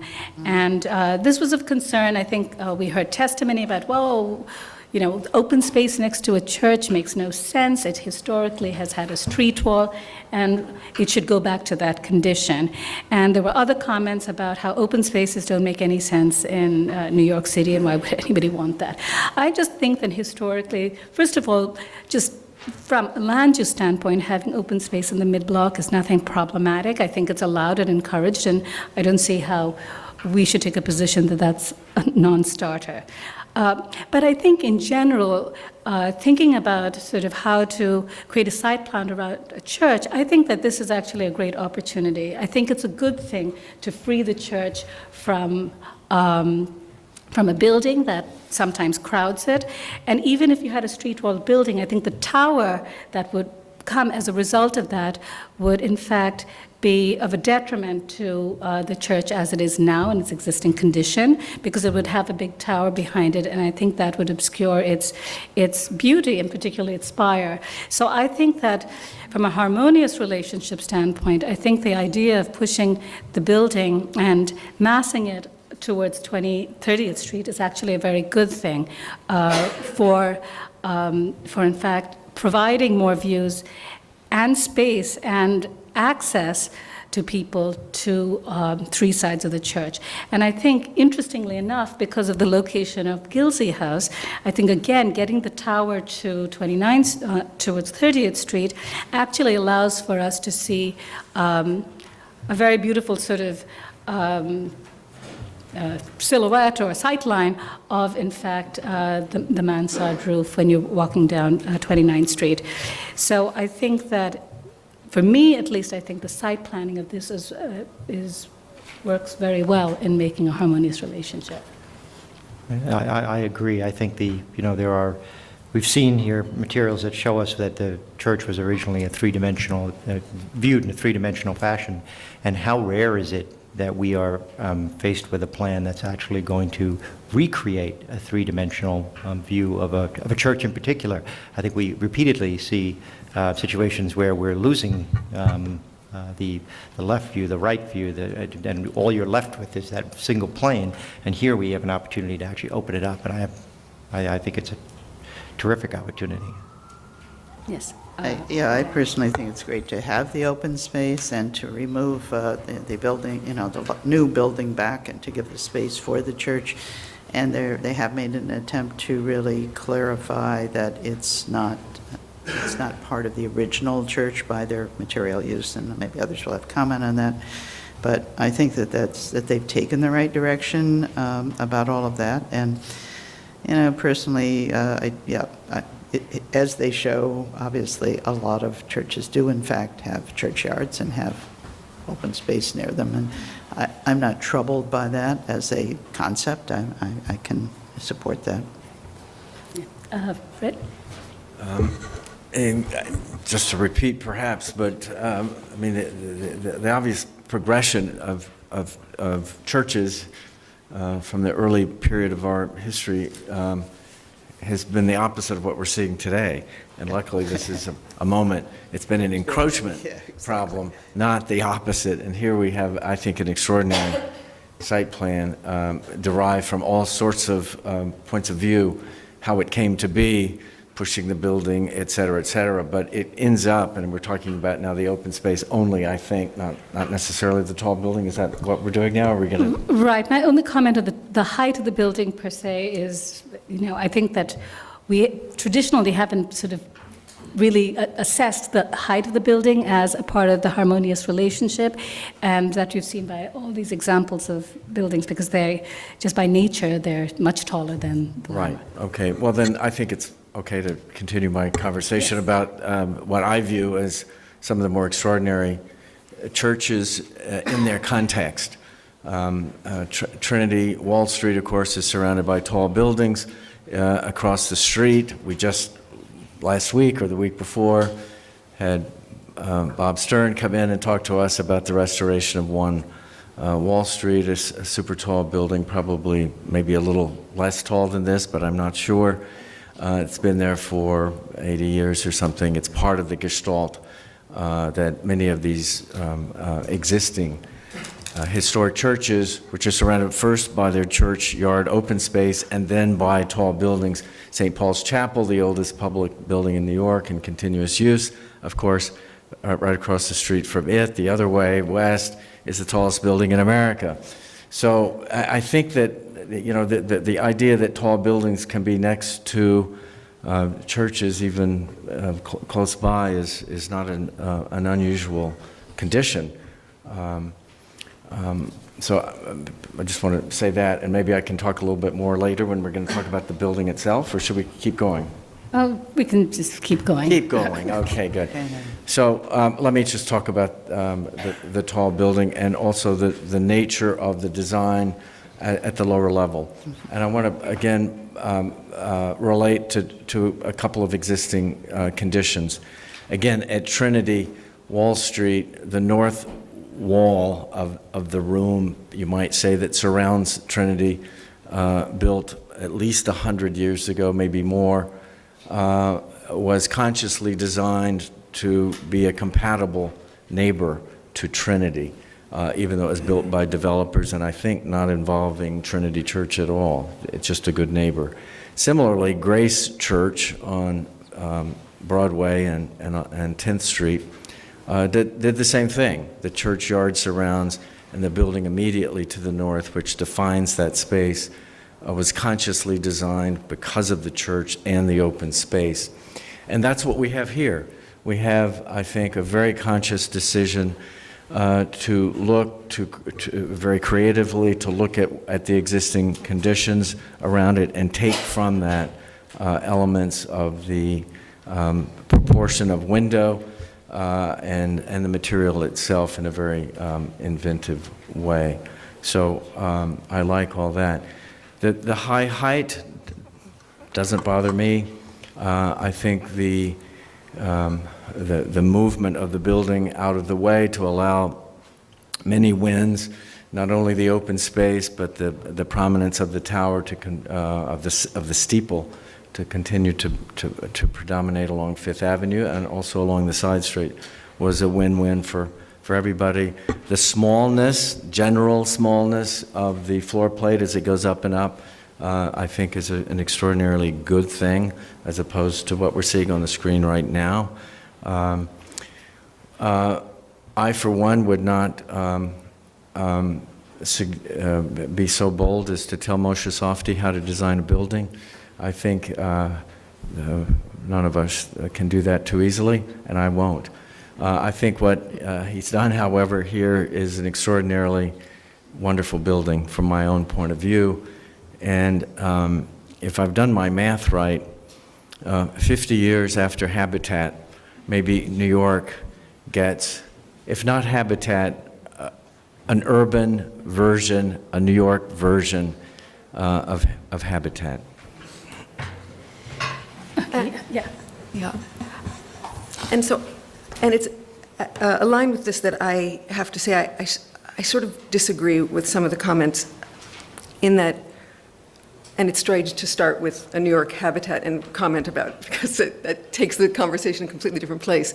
But it sort of stays in my mind. So when I look at the mosque, the design for the mosque facade, I find that is really, it's both inventive and solid and sort of integrates the texture and the language of the historic church building in a really new way. And it's so interesting to me that it makes me think that I would have really been interested in a street wall building designed by Mercer St, one that actually met the church and met the adjacent buildings and met the street, and where we got to actually see dimension and sort of the carving of space that he does so brilliantly. So, and I think that there is something about this height, which is maybe a more it's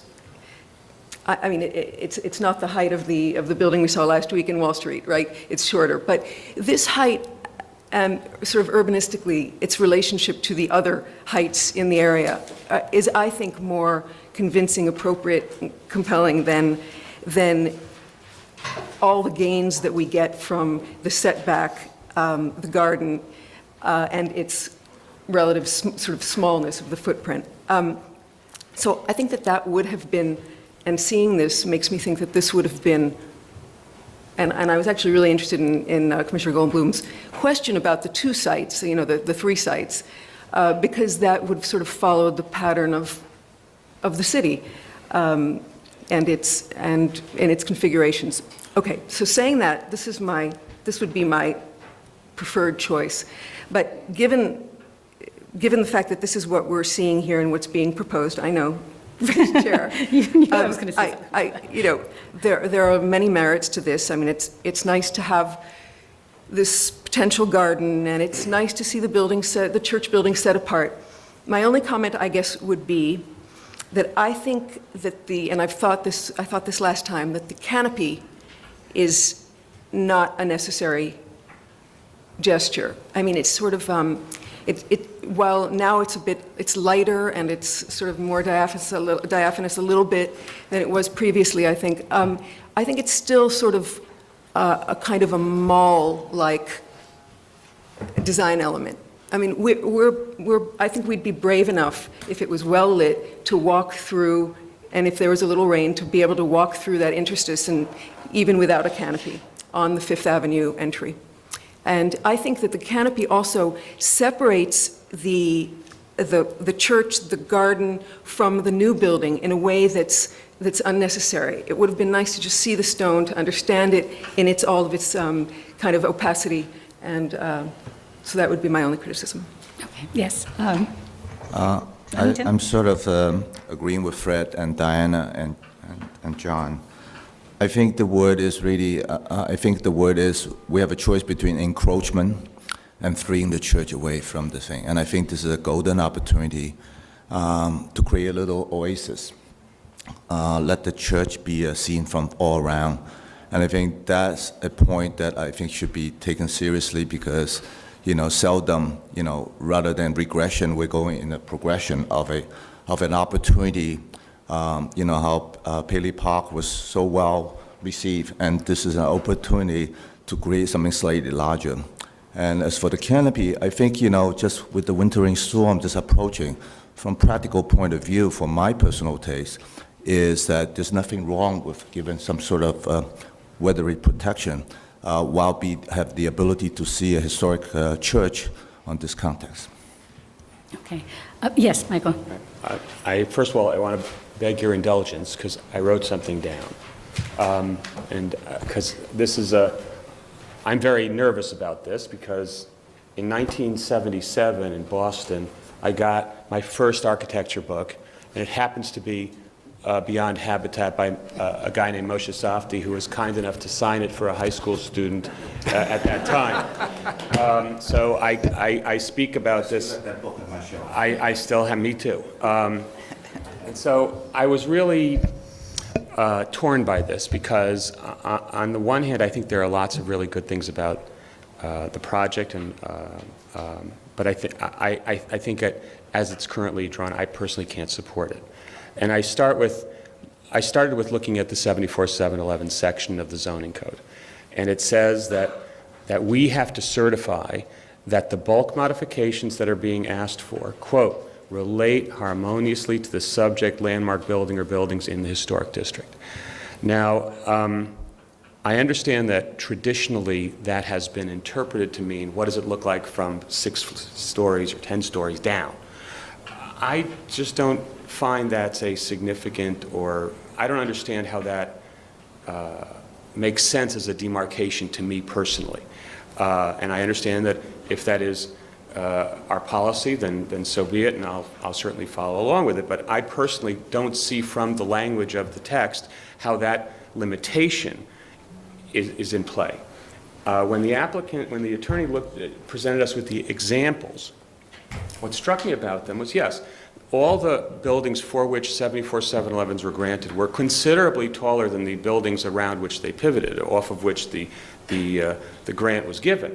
But I don't believe, and I could be wrong, but I know some of these buildings and their contexts, I don't believe that the volume of the proposed building was grossly in excess of the volume of the general district in which the building was found in its current time. In other words, when the bank building was built on 42nd and 5th, there were plenty of buildings at about that height in that neighborhood. Clearly they were bigger than the building that the landmark was in. So I think that height should be fair game. I think that if the applicant is using this let's face it, they could build every single square foot of their zoning rights at half this height. So I have to ask myself, is this height appropriate? Is this an enhancement of the landmark? Is it an enhancement? Is it harmonious with the landmark? I can't say yes to that.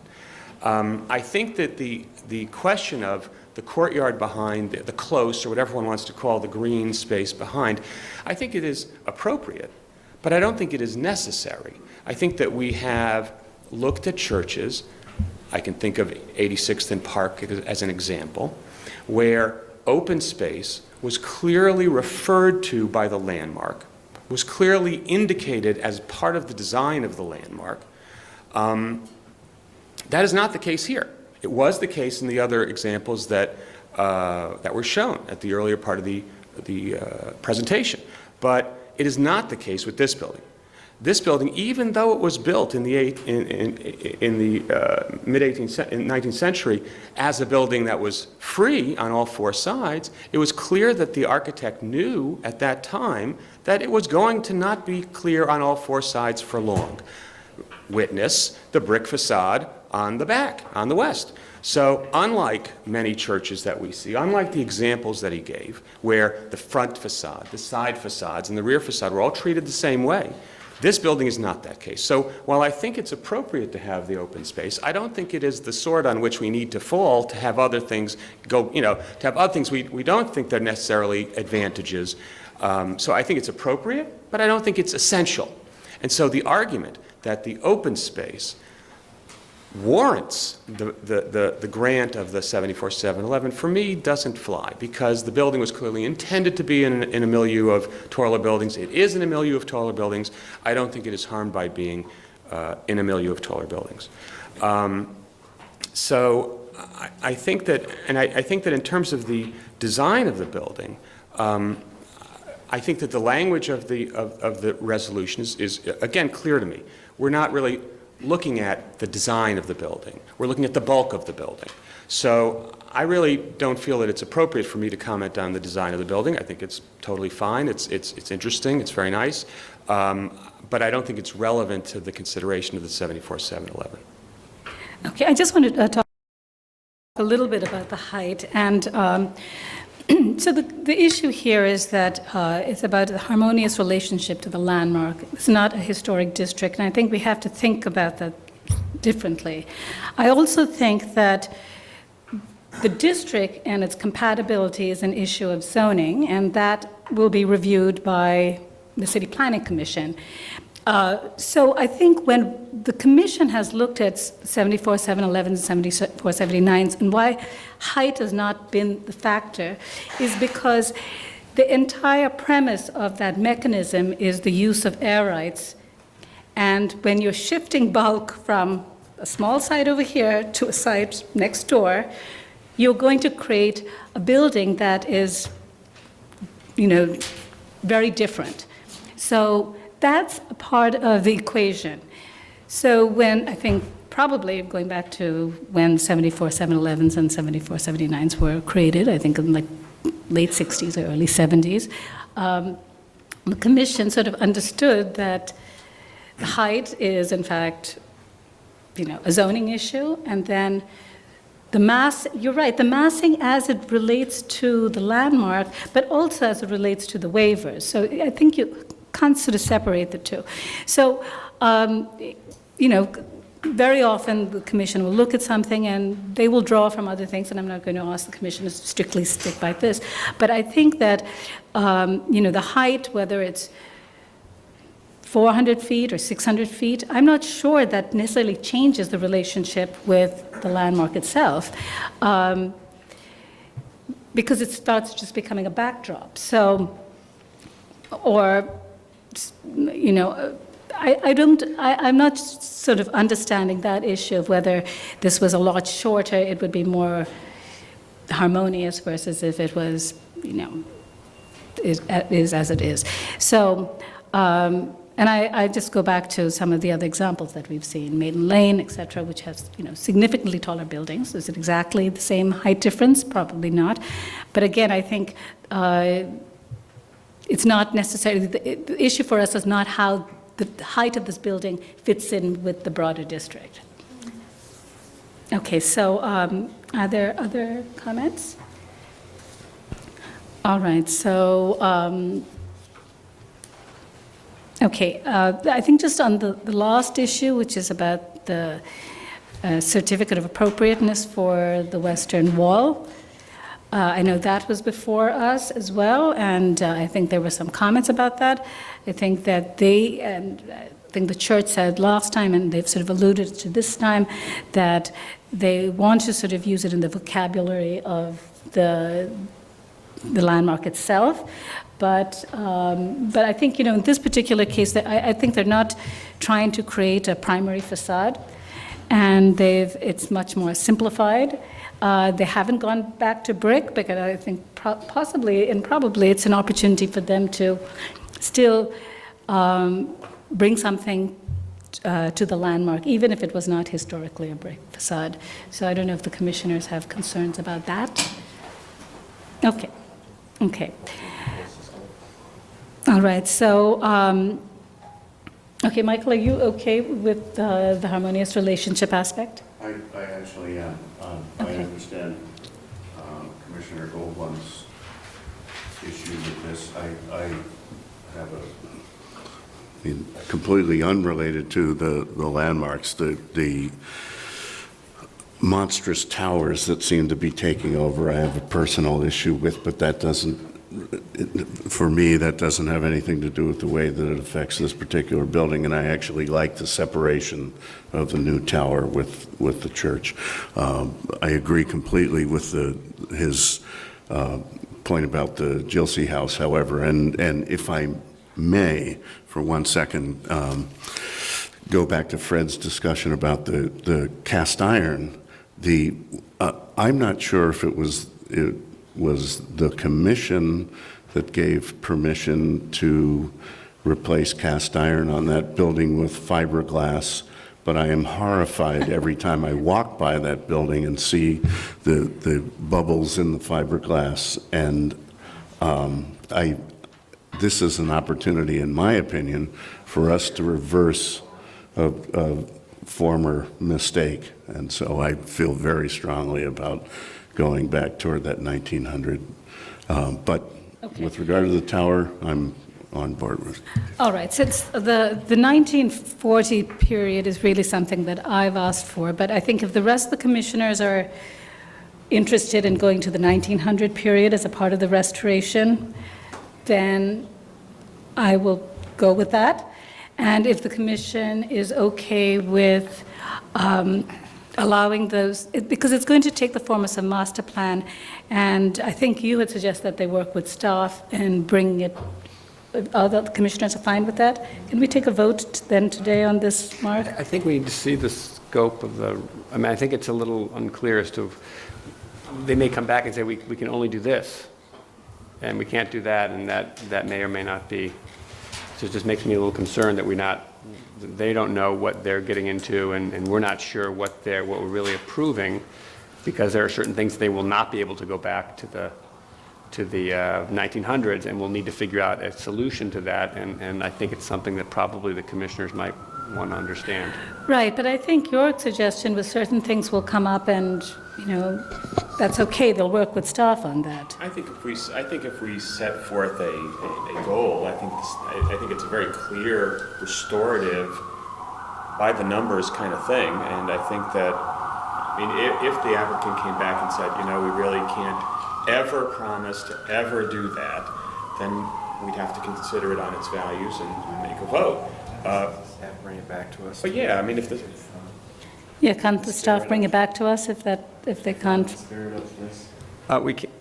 Yes, they can bring it back, and the second point would be, what is the time frame for this master plan that the commissioners would want to see this work done?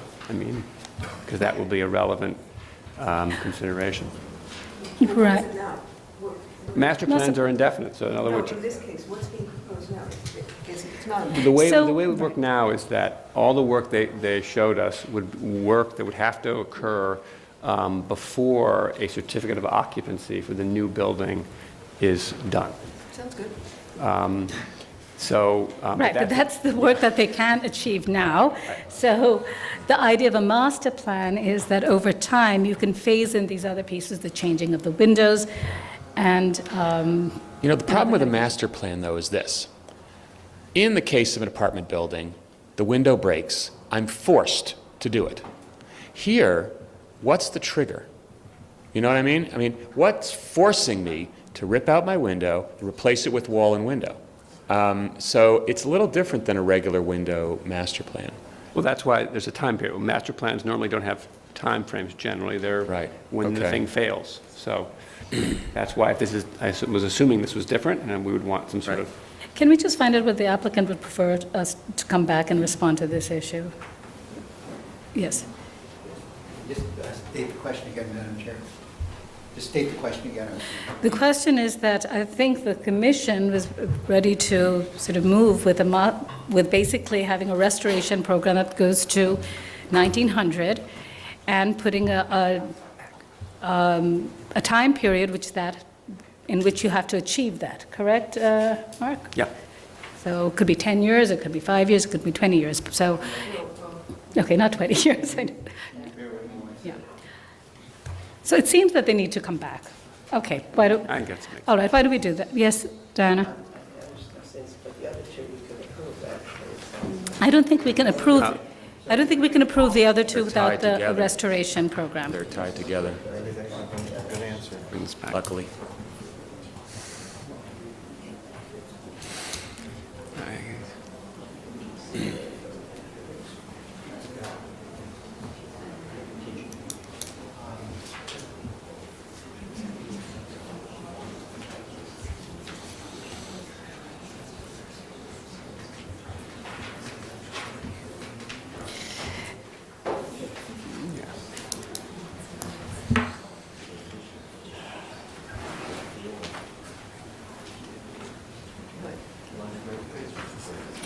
There's so much stuff. This is far from easy.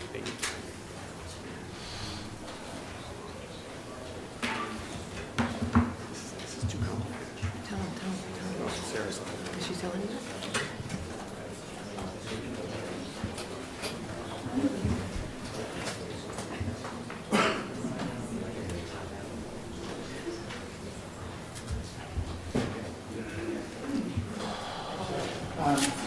Madam Chair,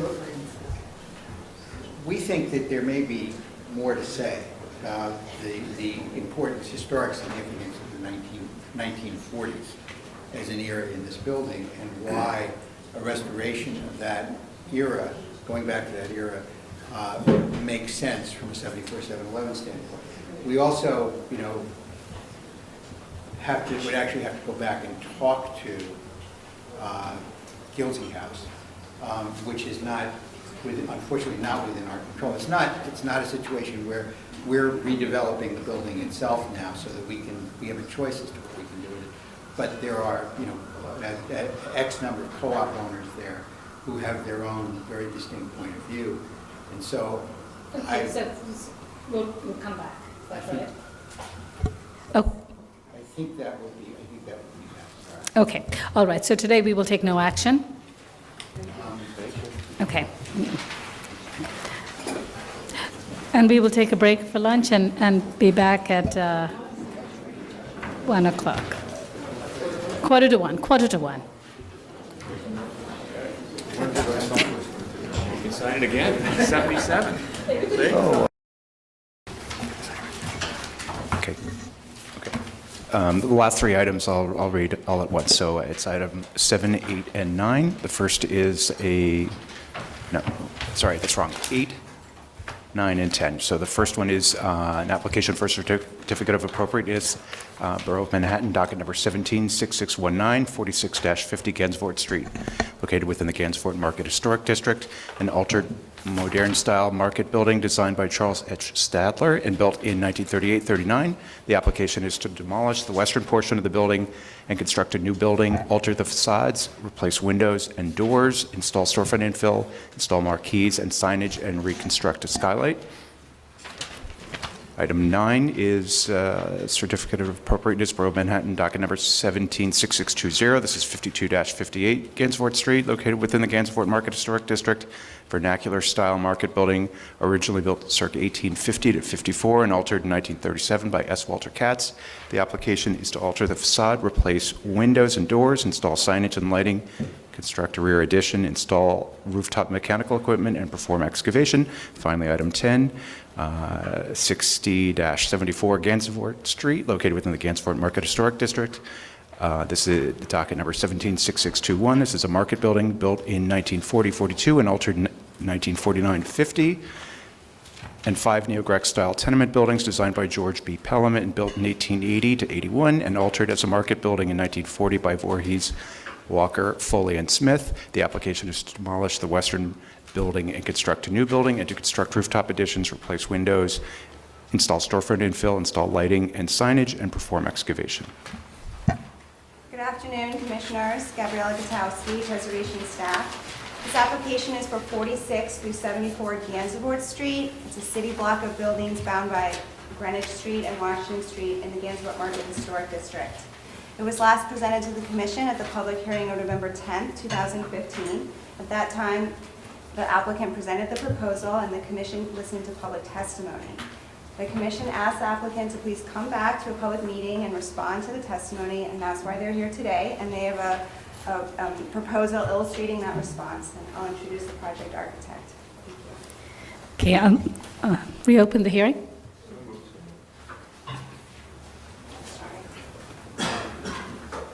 Hello, Commissioners. I'm Harry Kemdall with BKSK Architects, the architect for this project. I'm here with Cass Stackelberg of Higgins and Glazebarth, and over in the side houses, my partner Todd Poisson, who will answer questions probably as we go along. Obviously, it's been almost 3 months since we've been before you. We're very happy to be back. We heard in the lengthy public testimony a great deal about the unique character of the district and the iconic nature, as they were described, of these this predominantly 2-story and 1-story block between Greenwich and Washington. I want to start by saying we really do appreciate the passion that everyone brings to the discussion. This is a fascinating project and a fascinating district, and we too very much treasure the market history that is embedded in this block. Obviously, there is a difference of opinion in what we're presenting in some of the public testimony. That difference of opinion, that divide, I think comes from a different conclusions about the history embedded in this block. Many of these buildings, as you saw last time, are fragments of taller buildings from an earlier era. And So in this district, the questions of evolution of the multiple periods of significance are fascinating. So after hearing the public testimony, we wanted to show a few slides that underscore our own interpretation of these multiple periods of significance and the history that we see as we learn about these buildings. And Cass? I also want to just, at the outset, we're going to talk a little bit specifically about each of these buildings, but I think it's important to reiterate, particularly following the testimony, about what the designation report says about these buildings across this block front. There is only one building on this block front, and that's 4648, so the building on the far left at Greenwich Street that's given a clear style designation in the designation report. This block front actually is quite different in the way style designations are given compared to others in the district. And one of the things in looking at it is that that building is given a modern style designation. The others either are silent on their current style or they're designated as no style or having no style covering. If you look at the balance of the district, there are styles that are utilitarian altered, vernacular. Those weren't used to describe the buildings in the middle portion of this block. There was no style designation. And style designations in designation reports really indicate significance and integrity. And I think with that in mind, and as Harry said, the notion of how evolution is built into the history of this district and its current condition and its future, we see this as a design opportunity, just to look at these buildings and their relative significance as being a place for alteration. So we're going to be using this view. We're obviously looking east, looking west from the east down Gansevoort Street. We're going to be using this view to describe each building in turn, what we're proposing. But before we do that, we will fairly briefly go through the periods of significance. And even more briefly, I'll remind everyone about just a bit of a taste of the history and the heyday of this block. One slight digression, this number 50 building, which Cass didn't describe it as, in the designation report, it says it's a non-contributing cladding. People shouldn't be under the impression there's a wonderful and historic facade behind there. There is a facade of similar brick to this. These two buildings were related by material and by sort of the convenience of proximity, but the facade back there is in pretty bad shape, but even more, it was never distinguished. It was always a very secondary facade. And some of its offhandedness came from the fact that that small building spanned these two sites. So there's an existing foundation, no basement here, there's a basement here. It's the asymmetry, and we'll show this existing building, or the historic building, a little bit later, but it comes from some of the historic anomalies. One can make more evident as one designs changes to the block. This image, of course, is the block in its heyday. It was predominantly 5-story buildings, and you see it as a true mixed-use block supporting the Gansevoort market that's laid further to the west. When we, the design which you've all seen, retains some of the lower buildings and reestablishes the street wall at a similar number of stories and a story higher as we move to the west. But you see the relationship between what's proposed and what was. And briefly, we noted on this last time, but the sweep of history on this block has to do with, from 1887 to the present, has to do with a 2, 3, 4, and 5-story block. It becomes predominantly, or a much greater percentage of 5-story buildings. The first significant reduction in height came as the meat market was growing, and by 1940, this block was the uniformly low-scale block you see now. So these periods of significance are very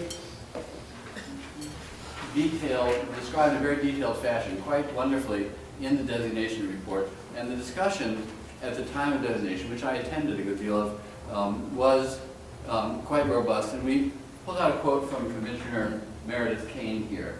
And for those of you who know her, you can imagine the enthusiasm with which she probably said this I won't try to reproduce that enthusiasm, but because of the very nature of the district, it also gives us a wonderful opportunity to regulate and ask, parentheses, how do we approach this district?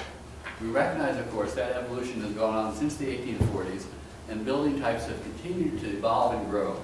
New buildings have continued to come, and we will approach regulation in the spirit of the growth and change of this area. In my reading of this, she asked and answered the question that we're grappling with here in this very public debate or discussion, that what to do about this two-story scale.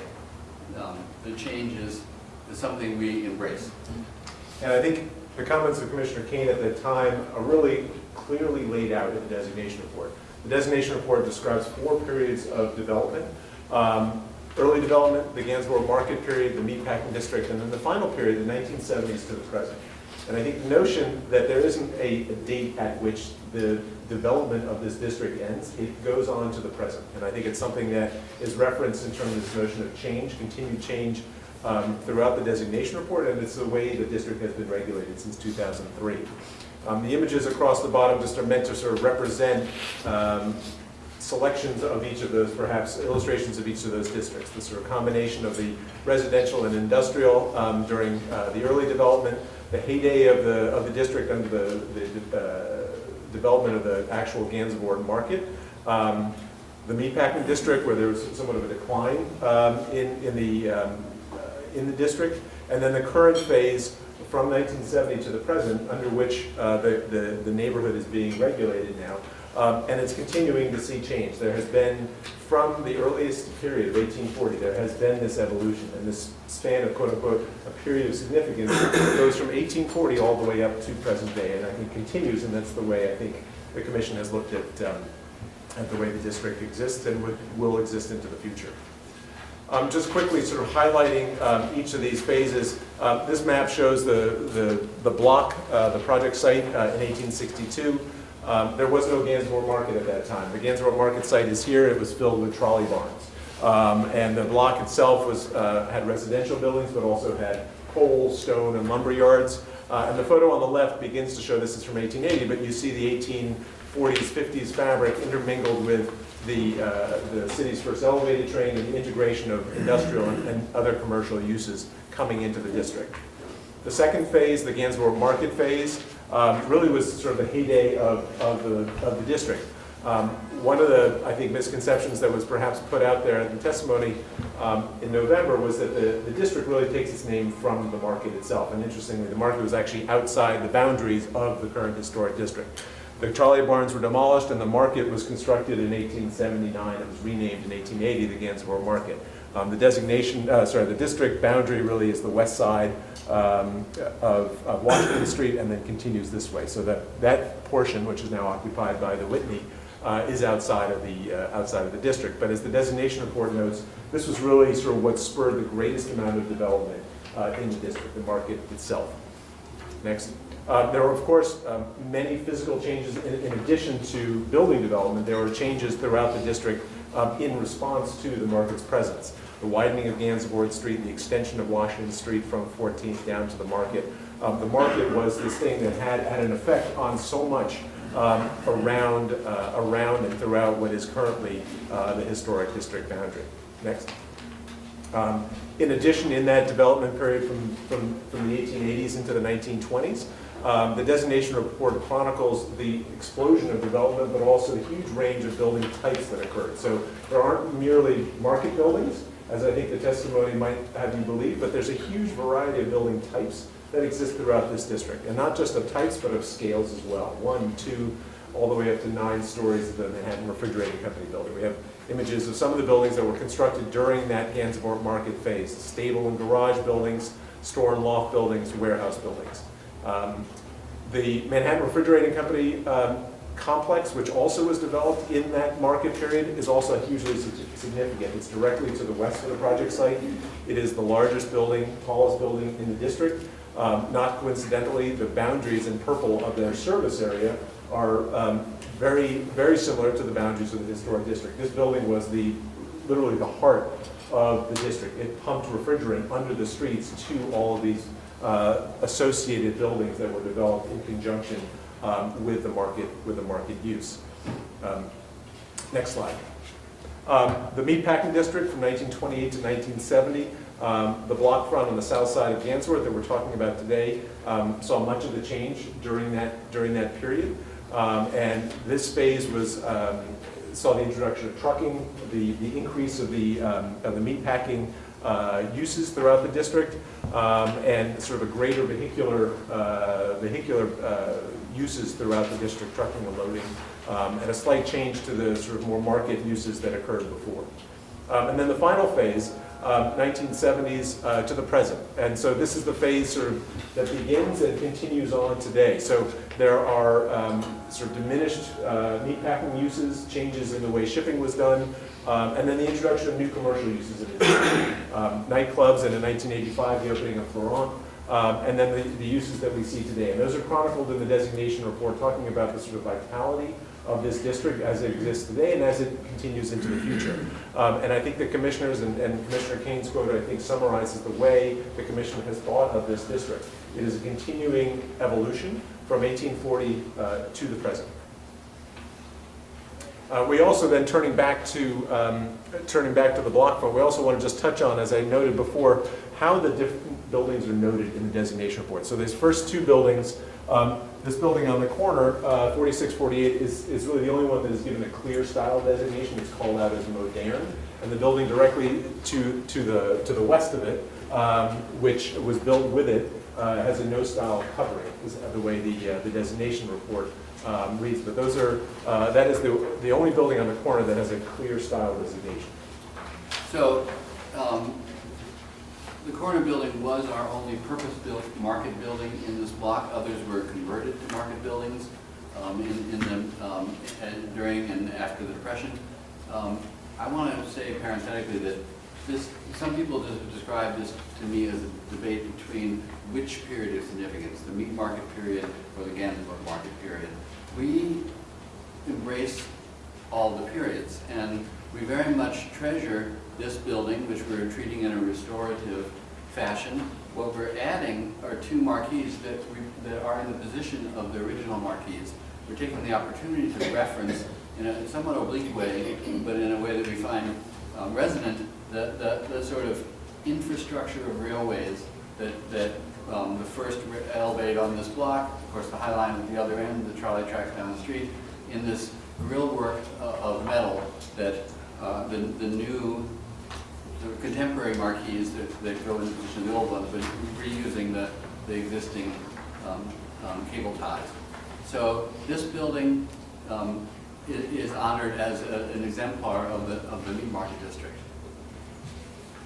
The next building, which I discussed its relationship before, we find the material relationship very interesting and important, but we think there's also ghosts of past buildings of a 4-story height there, and we think we're actually proposing a 3-story building, the one that has a 4-story reading and has a kind of implicit relationship to its neighbor.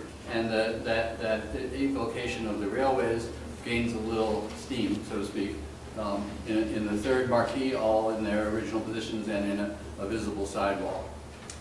This next building here at 5258 has been known as the Gansevoort Market Building. That building also is not given a style designation. The reference to style for that building is actually for the buildings that predated that building or their full condition. Historically, there was a combination of 3-, 4-, and 5-story buildings that were given a style designation, but this current building, which was then cut down in 1940 to create this composition, is not given a style designation. We also are treating it in a restorative manner. It's expected to become the new Pastis restaurant, the next incarnation of Pastis. There's a good deal of, a few people return to the fact that this building was on the cover of the Gansevoort Market Historic District, something we very much recognize, and we treasure this building because the weird sort of care taken in chopping down 3-, 4-, and 5-story tenement building to make 1-, 2-story composition with a taller front parapet in the center is quite interesting, and again indicative of the changes in that period. So this poster child of the district, we also are preserving. And then the next building, which historically were five five-story tenements, built in 1881. Again, the tenement structures are given a style designation, neo-Grec, but the existing two-story cut-down market building is not given a style designation. So we, of course, retain the surviving fragment, the heroically surviving fragment, and we're proposing to add 3 additional stories, about 4 feet taller than the building ever was, but it's a sort of relating to that original 5-story street wall, and then a setback 6th floor. And then the last building on the block here, 7074 Gansevoort, which was originally constructed as a trucking depot. That building is actually given a no-style designation in the designation report. So this image shows the block completely filled out. We'll zoom in on the west corner. I don't mean to be burying the 6-story building in the back of the slide, but I want to pause a second on the full block composition, which we have the opportunity to massage here. The block is varied. It's varied in height, as it was historically. It's varied in period of significance, as characterizes the district. And when you do zoom in on this new building, you can see that we're not evoking the tenement type that was there. We're saying this is a corner building on an avenue or Washington Street. The block at large is kind of stepping up to the tallest scale of the refrigeration building. Our height is not challenging that, but it's taking the opportunity to say what type of building is indicative of the district that can be on this corner. And when you go around to the other side of Washington Street, we're looking north on Washington Street now. This is the way the block is now. This is the way it was historically. There's one of the many warehouse buildings in the district on our next corner. And so when we add our building, it has a flourish at the top, but its height is very much in keeping with what you might expect on Washington Street and a typology that is supported in the district. In terms of types, one of the interesting things about the designation report also is it calls out specifically and lists the different building types by address. Residential buildings, factories, market buildings, store, loft, and warehouse buildings, stables, garages, and even one office building. There was testimony in November about this being a district of market buildings. There are certainly many market buildings. There are actually more store, loft, and warehouse buildings in the district. But I think we include these pages from the designation report just to remind everybody the breadth of building types that exist throughout the district. And even within the typology of the market building, next slide, there's a huge range of scales and articulations of market buildings within that type. So there are these 2-story neo-Grec market buildings, the earliest ones in the district from 1880.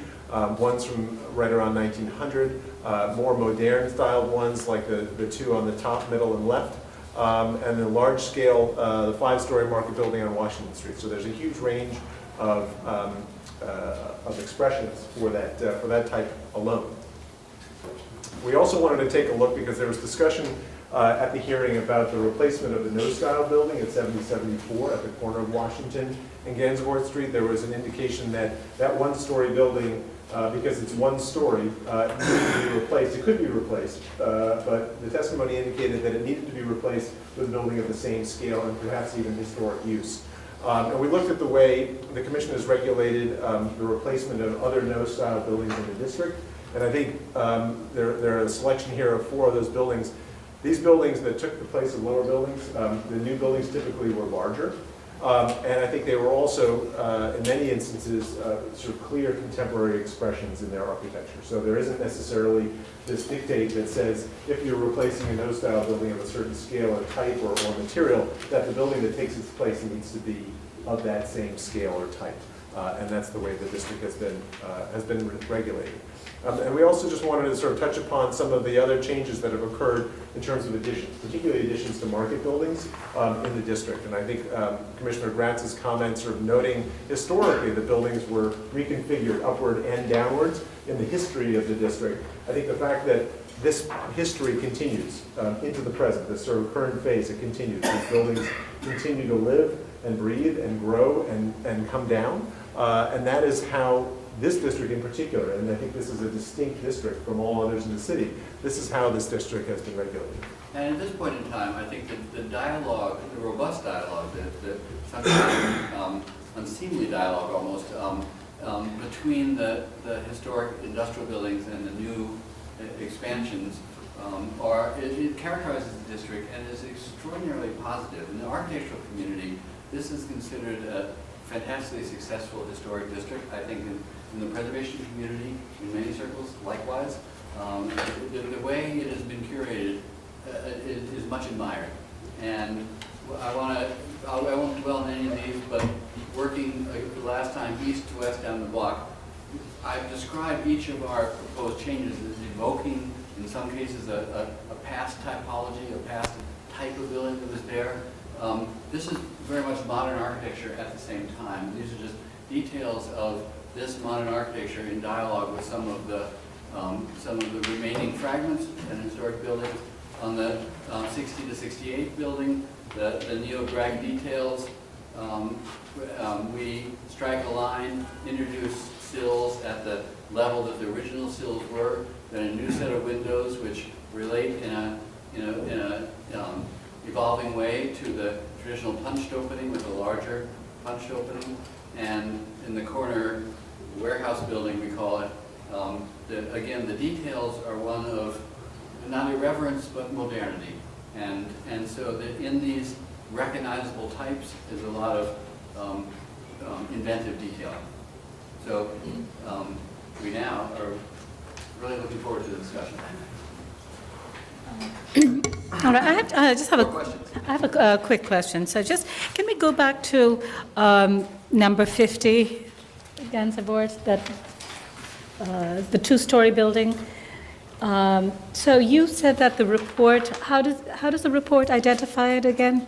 It describes it having been constructed with the corner building, with 4648, and it describes the eastern section is in terms of its style as being modern, and the western section is having a no-style covering. No-style covering. So it's a little dim in this slide, but this is the picture before the no-style cladding of this little second white brick building. It was a story and a half. It was a main space, relatively unconditioned, with a mezzanine space above. It had a little pediment, which is long lost, which was weirdly off-center. In the other earlier presentation of the public hearing, we showed how this pediment was added very much as an afterthought on the right-hand side of the building, clearly in relationship between the two, but not to the same degree as this building has a composed facade or pair of facades in the case of the corner building. Okay, I asked that question because I think you've taken such care to create a certain scale at the eastern end, and because with all these buildings, except the building at the corner where you've talked about actually has a style established, the others have not been given a style, and you've taken or made certain choices as to how you want to treat them within the whole ensemble of buildings. And so I just find it's somewhat sort of curious that you decided to take an approach over here for this building and not sort of continue with the two-story scale that flank it on either side. And I'm just curious about that. It's just that driven by wanting to accommodate development, or is it something else? It's less to accommodate development than to, we felt we were pleased to have the liberty to compose, in a very uncomposed way, a block-wide pattern. It's something you wouldn't get if we were individual architects were hired for each separate building. So what I was alluding to when I said that the variety, the way that the rest of the district and this block in history had a very sort of jagged up and down scale, and yet it did build up in scale, especially because of the refrigeration building toward the west side. So when you do a two-story datum and then it jumps up, it bifurcates the block a little bit, and you say to yourself, okay, why is the whole eastern side of the block low and the whole western side of the block high? When in fact this is not a strong argument, but I feel like we're doing a bit of justice to the refrigeration building, which was quite grand and powerful, but the residential windows cut into it are horrible. And so when we when we mask that view, we restore a little bit of the power of that, the original engine for the coolant in the district. And I think that it all works together as a block plus, and that is in district on the other side of Washington. Okay, are there other questions? Any other questions? Okay, if there are no other questions, then we can close the hearing. Okay, well, actually, before I close the hearing, I'm going to reopen it again, because I just want to add some things into the record. Since our meeting in November, we did receive letters raising concerns and in opposition, so I just want to put that into the record. We received, I think, an email that was yesterday from Councilmember Johnson, who again noted his concern about this project. We received a letter from Victorian Society, from GVSHP, from Gregory Dietrich, which I think everybody has in their package, from St. Gansevoort. We've distributed that as well. And we've also received about 820 emails against the proposal. We have also received letters in support. We received a letter from AIA, from the Association of Better New York, that's ABNY, from REBNY, from Diana and Furstenberg, and 4 letters from neighbors. We also received a signed petition for roughly around, I think, 30 people in the neighborhood. There were businesses, business owners, and managers in support. So, putting that in the record. Okay, so we can close the hearing, and we can move to discussion. And first of all, I'd like to thank everyone who's here today and who were also here in November, as well as the team, for really laying out a whole series of interesting questions and challenges and ideas about how the Commission should think about a very unique site in the Gansevoort Historic District.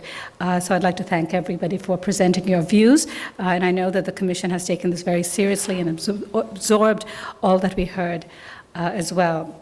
I think when we're put in this position, or if we are looking at a fairly challenging proposal, and as a Commission who are protectors and preservers of historic districts, I think it's incredibly helpful for us to actually go back to the designation and report itself and understand what was the Commission thinking in terms of why they were designating the district and how they imagined it would continue to evolve. And I think that the applicants have put forward sort of a documentation of that. But I myself have sort of gone there and I've read the report again and tried to really understand what was the thinking. We've heard many comments from both sides about how the Commission was thinking about this, and I thought it was good for me to just go and find out for myself. But I do note that there's some things that are very clear. It does talk about 4 different periods, and I don't think it weighs any particular that one period of significance is greater than the other. I think that from the outset, I think it notes that the district is characterized by a variety of scales and buildings and typologies. And it's a neighborhood that has supported different types of uses that have been reflected in its building types, including dwellings, industrial buildings, and commerce. And also it notes its geometry and its actual physical layout, which is the street patterns. In fact, it says, I think, in some parts of the report, talks about where the sense of place is really derived, and it's really from this mix of 1 to 6-story buildings. It talks about the masonry and the material of these buildings. It talks about the street patterns, and it talks about the cobblestones, and it talks about metal canopies. So I think it gives us a lot to sort of think about in terms of appropriateness. I think they noted themselves sort of the commercial period or the period of the Gansevoort market itself had different typologies as well, which were, again, buildings that were 2 stories, 2 buildings that were 6 stories, and they were of different typologies. I think the other thing that the report talks about is about how, where are the areas of openness and how that is created, and often it has to do with the widening of the streets itself. We all know about the sort of piazza area, which is on 9th and Gansevoort, and that you do as a result of the sort of mix and up and down, lower and taller buildings, you get these openings and vistas to different points in the district, which I think, again, makes it very fascinating and vibrant. When the district was designated, I think the commission recognized that it was always a district that had a sort of evolution and change, and that was part and parcel of what made it so unique. And I think it also recognized that at that time, in 2003, that already there was a sort of a resurgence or a sort of a dynamism within the district that was happening. And I think the commission wasn't intending to sort of stop what was a natural evolution of the district. And I think for those reasons itself, I think that the approach that the applicants have taken is very sound. I think it does allow a full block to allow and embrace a variety of typologies within the development plan.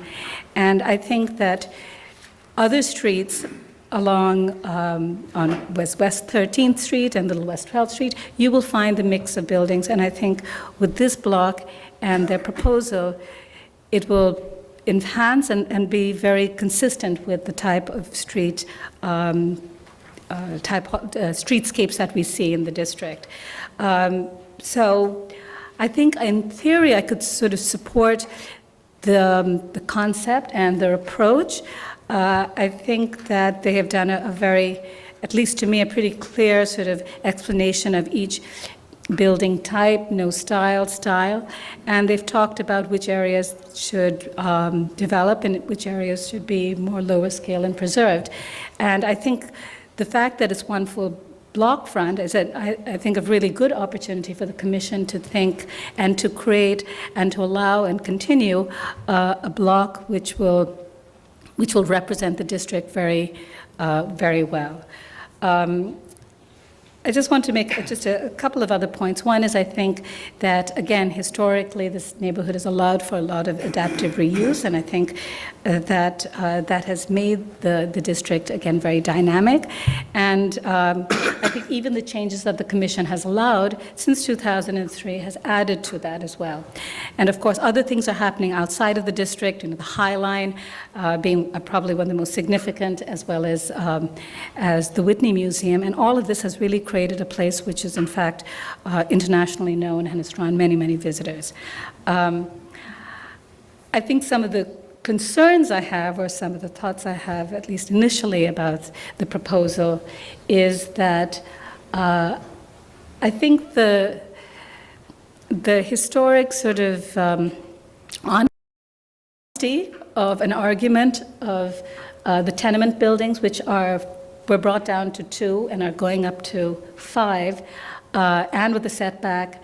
I think if that is the argument, I think it should be perhaps a more pure argument, which is really look at the building heights that the tenement have and replicate that. And I can understand we don't want them to actually create architecturally something. I don't mind that it's contemporary, but I think that the setback and a penthouse, which was not about the 5-story tenement typology, is at odds. And I think similarly, the loft building at the corner, which is, again, a typology that's seen, and I think its location is, I think that location can take a loft-style building. I think the heights of that should be, again, more characteristic of the loft buildings. And so I think that penthouse at the top is it's problematic just from aesthetic standpoint, but I think even from a typology standpoint, doesn't really work. But otherwise, I think that, the architectural features and some of those aspects of the buildings can be restudied, but I think I could support this ensemble and the massing of this proposal. Yes, Adi. So I've obviously thought a lot about this one. I think that it's really important to defend the continuous two-story street facade for the sake of the new heyday of the district. And this, while I really, firstly, reading through the designation report, it is clear that this district has evolved. And I'm really convinced by the arguments about the steady change in the kind of the variety on the street of the profiles of the buildings and of their uses and so on, and the possibility for future change on this block.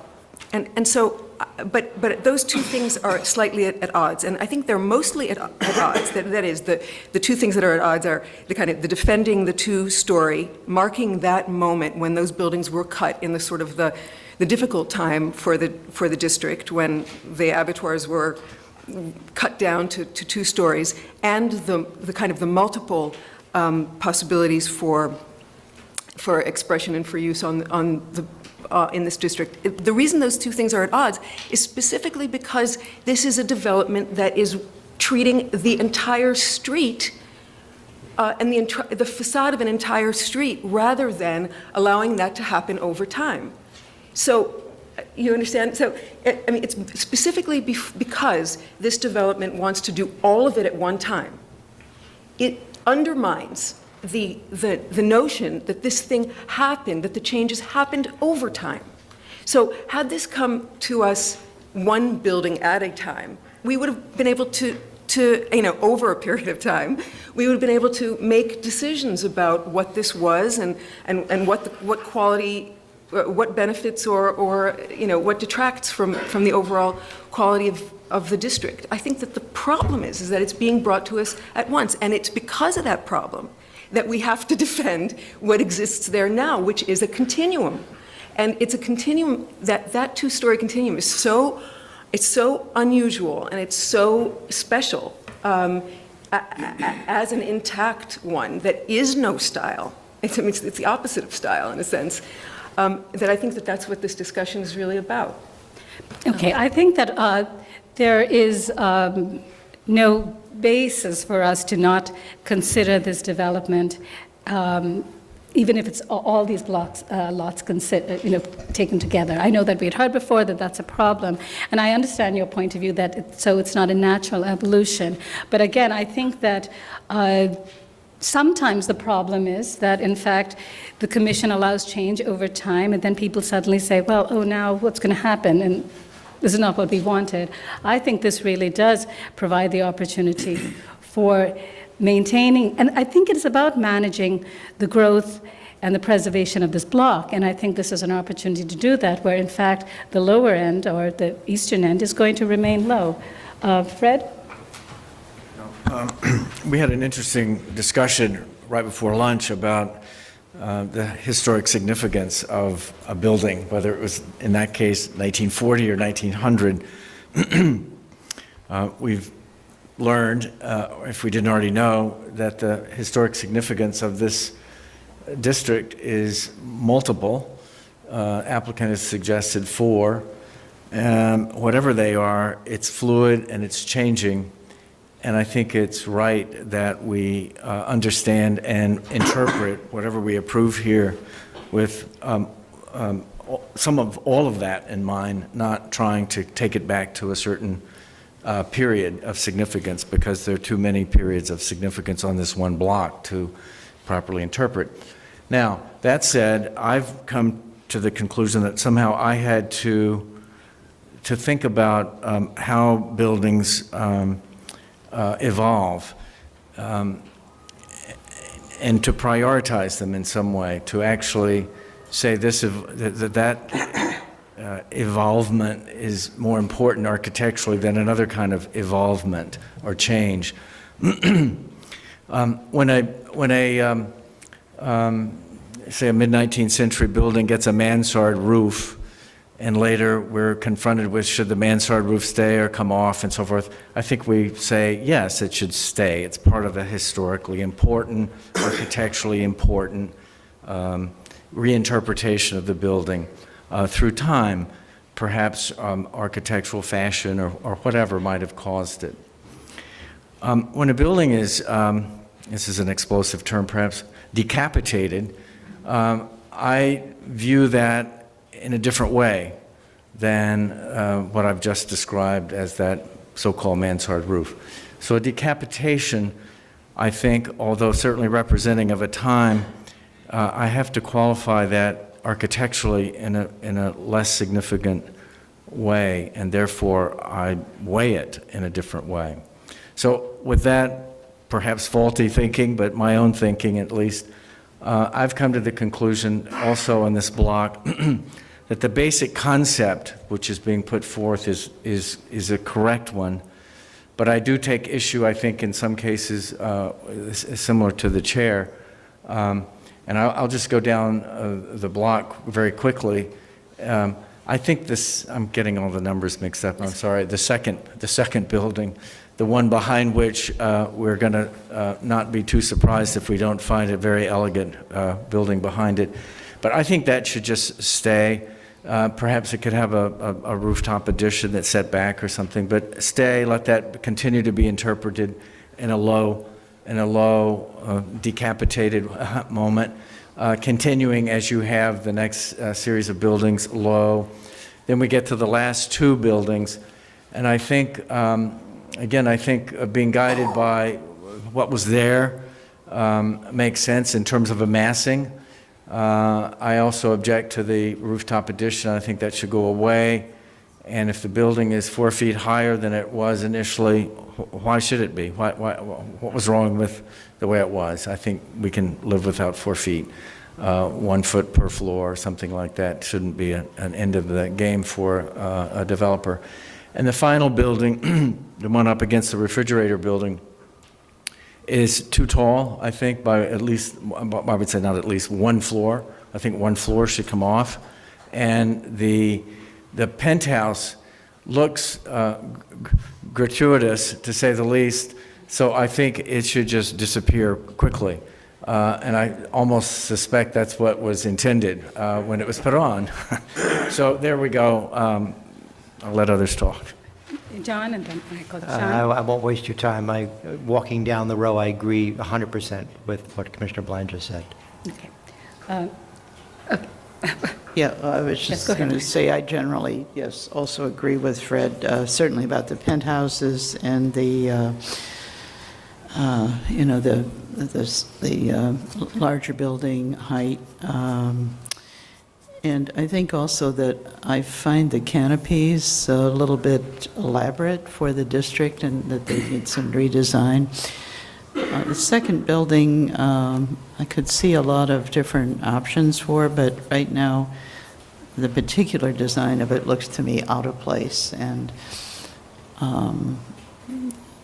the height actually bothers me a little bit less than the design currently, but. Okay. Yeah, Michael, sorry. I think I agree with a lot of what everyone has said, and I just wanted to note, I think it's, in my recollection, I think the only case where I can recall that we are really kind of doing preservation urbanism. It's a kind of an unusual situation where we're really being asked to look at an entire block front by one architect at one time, and to your point. Well, that was that was, okay, 1.5 buildings in an ensemble. This is really multiple buildings that really make a whole, you know, it's an urbanistic question. I mean, how are we zoning? How is the site zoned in terms of its volume? And I think in that regard it is very interesting and unusual. But I think that the applicant certainly made the case that it can be changed from what it is now. For me, I mean, it gets back to the same balance that we have to strike so many times between a desire to kind of freeze it in place in the way we know it, in the way we like it, and a more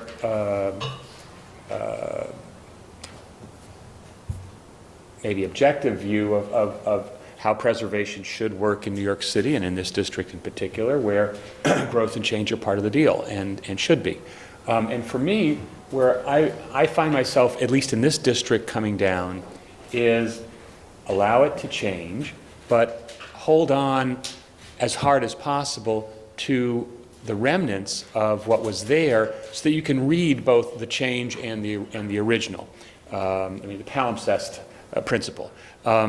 And for me, that's why I look at the two projects that the applicant showed as examples of new buildings at 837 Washington and 9 through 19 9th Avenue as interesting examples that might be relevant here. And while I agree with what Fred suggested about the building second in from the left, that its volume should come down, and that would be a good thing. My comments focus on the two buildings on the right, the tenement mid-block chunk and the corner loft building. I agree with the penthouses look out of place, although I guess one could cite Diane von Furstenberg as an example of a bizarre glass modern rooftop addition in the district. I agree that I think they're out of place, but I think for the tenement block building, I would suggest that it's the two-story quality of that building that could be held on to in a way, either through a setback or a reveal or a more robust distinction between the old and the new that would allow for the reading of the two-story base, as was done in the previous two examples that the applicant looked at on page 24. So I think the volume should be brought down to the height of the former buildings, the 4 feet, like Fred said. But I think that there should be a greater architectural distinction that would allow us to read the buildings not as a reconstruction such as they are. I mean, it's kind of a modern version of a reconstruction, but rather as a clearly demarcated addition on top of a fragment, on top of a remnant. And we've done that. We've seen projects of that nature a number of times. And I think that would allow for the historical memory of the two-story artifact, itself a haircut of a building, while allowing for the development in that volume minus the top. I think that another thing I want to suggest that the applicant look at is the architecture. I think that for me, part of the issue is the architecture itself, while attractive and thoughtful and carefully considered, I think is a bit too much for this district. I think that the district is very simple and basic and kind of uninflected and industrial in quality. And I think that the urbane, sophisticated, finessed detailing is a little hard. It feels to me like it doesn't belong here. And I think that when I look at the brick detailing on the arches in the loft building or on the canopies, they just look like they're trying too hard, and it doesn't feel at home in the district for me. For me, the district is about that kind of simple industrial quality that can be reinterpreted in a modern vein. I'm not saying that it should be historic, but I think that this applicant, who's been very successful in tapping into the specifics of different districts in the city, can do so here a little better. The only thing I would, I understand what you're saying, but I think that trying to set back this building, I think it takes away from one of their arguments that they're making, which is that there are ups and downs in buildings, and their approach is that they're recognizing that this was a market building and it was a 5-story building. So I think, to me, if that's the approach that they're going to take, I don't know what happened for the other two buildings, and they may have had a completely different sort of philosophy to them.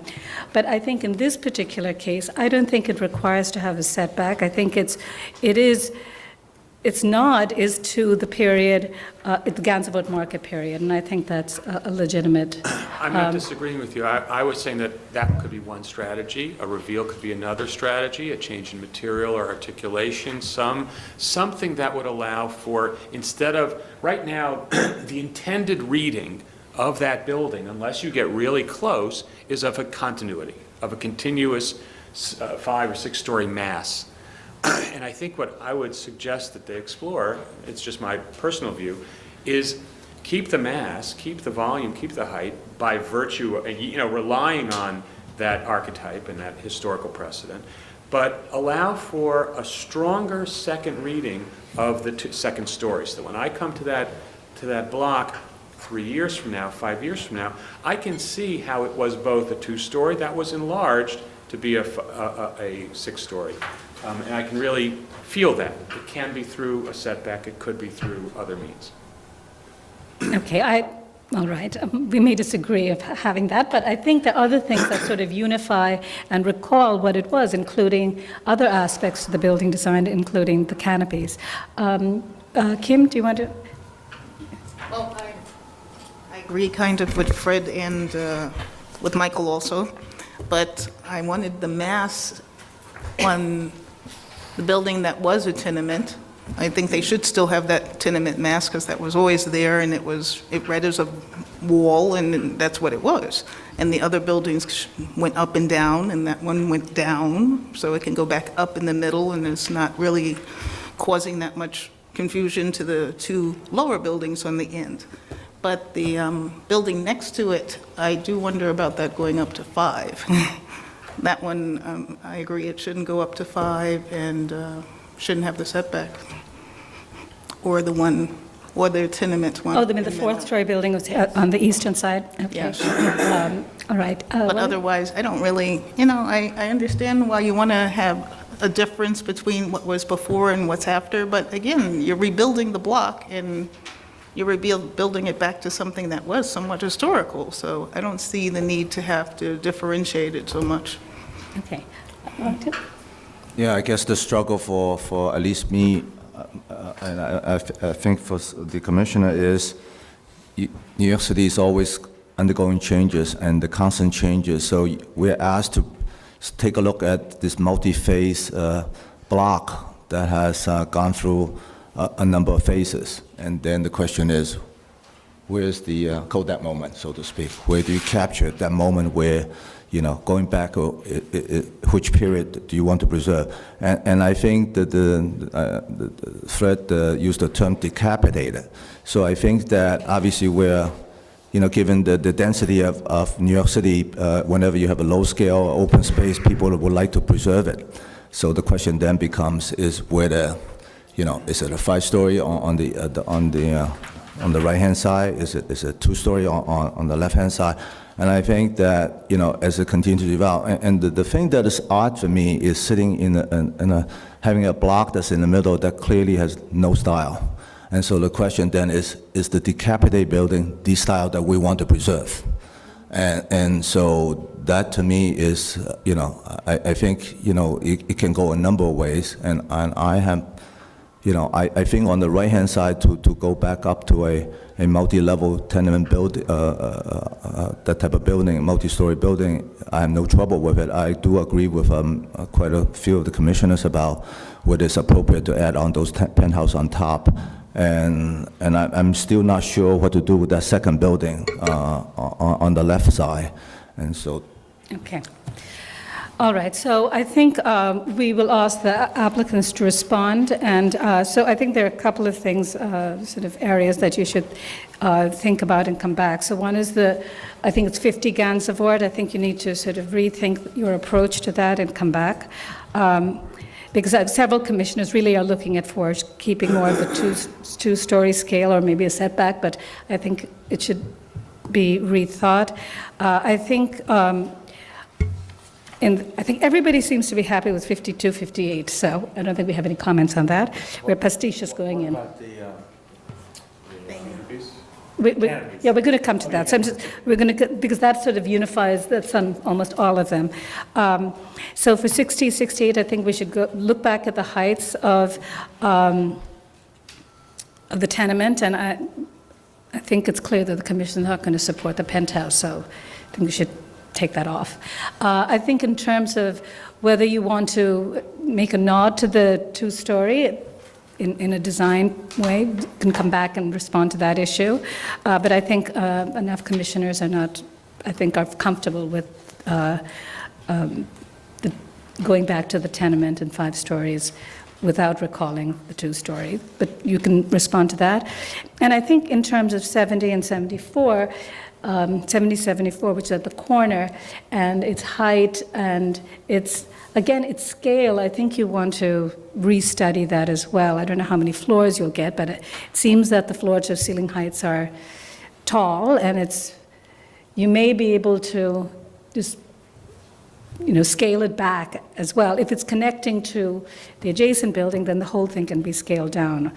So you should look at that, and I think the penthouse on the top should also, I don't think anybody's supporting the penthouse on top. I think the other things are just in terms of the architecture. Well, the architecture possibly for the 2-story building on the eastern end may change because it's being restudied. But for the 2 other buildings, I would agree with some of the comments about trying to, particularly I think the corner building, of trying to simplify it. I think it seems very busy, or at least next time, I think you may want to sort of restudy its proportions as it relates to other loft buildings and come back to us with that. Are there any other comments? Okay, so, oh yes, and the canopies. So I think, again, the canopies, I know a number of commissioners noted, I think they seem sort of elaborate and somewhat fussy. So I think you want to find a more a canopy design that is similar to what you have historically. The picture before this. It can be contemporary, it doesn't have to go, but I think that yes. The picture I'm going to let you before guys this- say it, right? The picture before this showed the historic row with all the canopies kind of at the same level. There's not that much variety amongst them. Not this one, but the picture you had. Right, you mean the historic picture? The historic picture that showed the whole row with the canopies. Okay. Except these last, the corner building and its partner, which will be redesigned in this next round, so the canopies may get redesigned as consequence of that. Right, but I think even on the eastern end, I think you should rethink the way the canopies are. Yeah. Okay. All right, is there anything else? Okay, so you'll take no action today. Okay.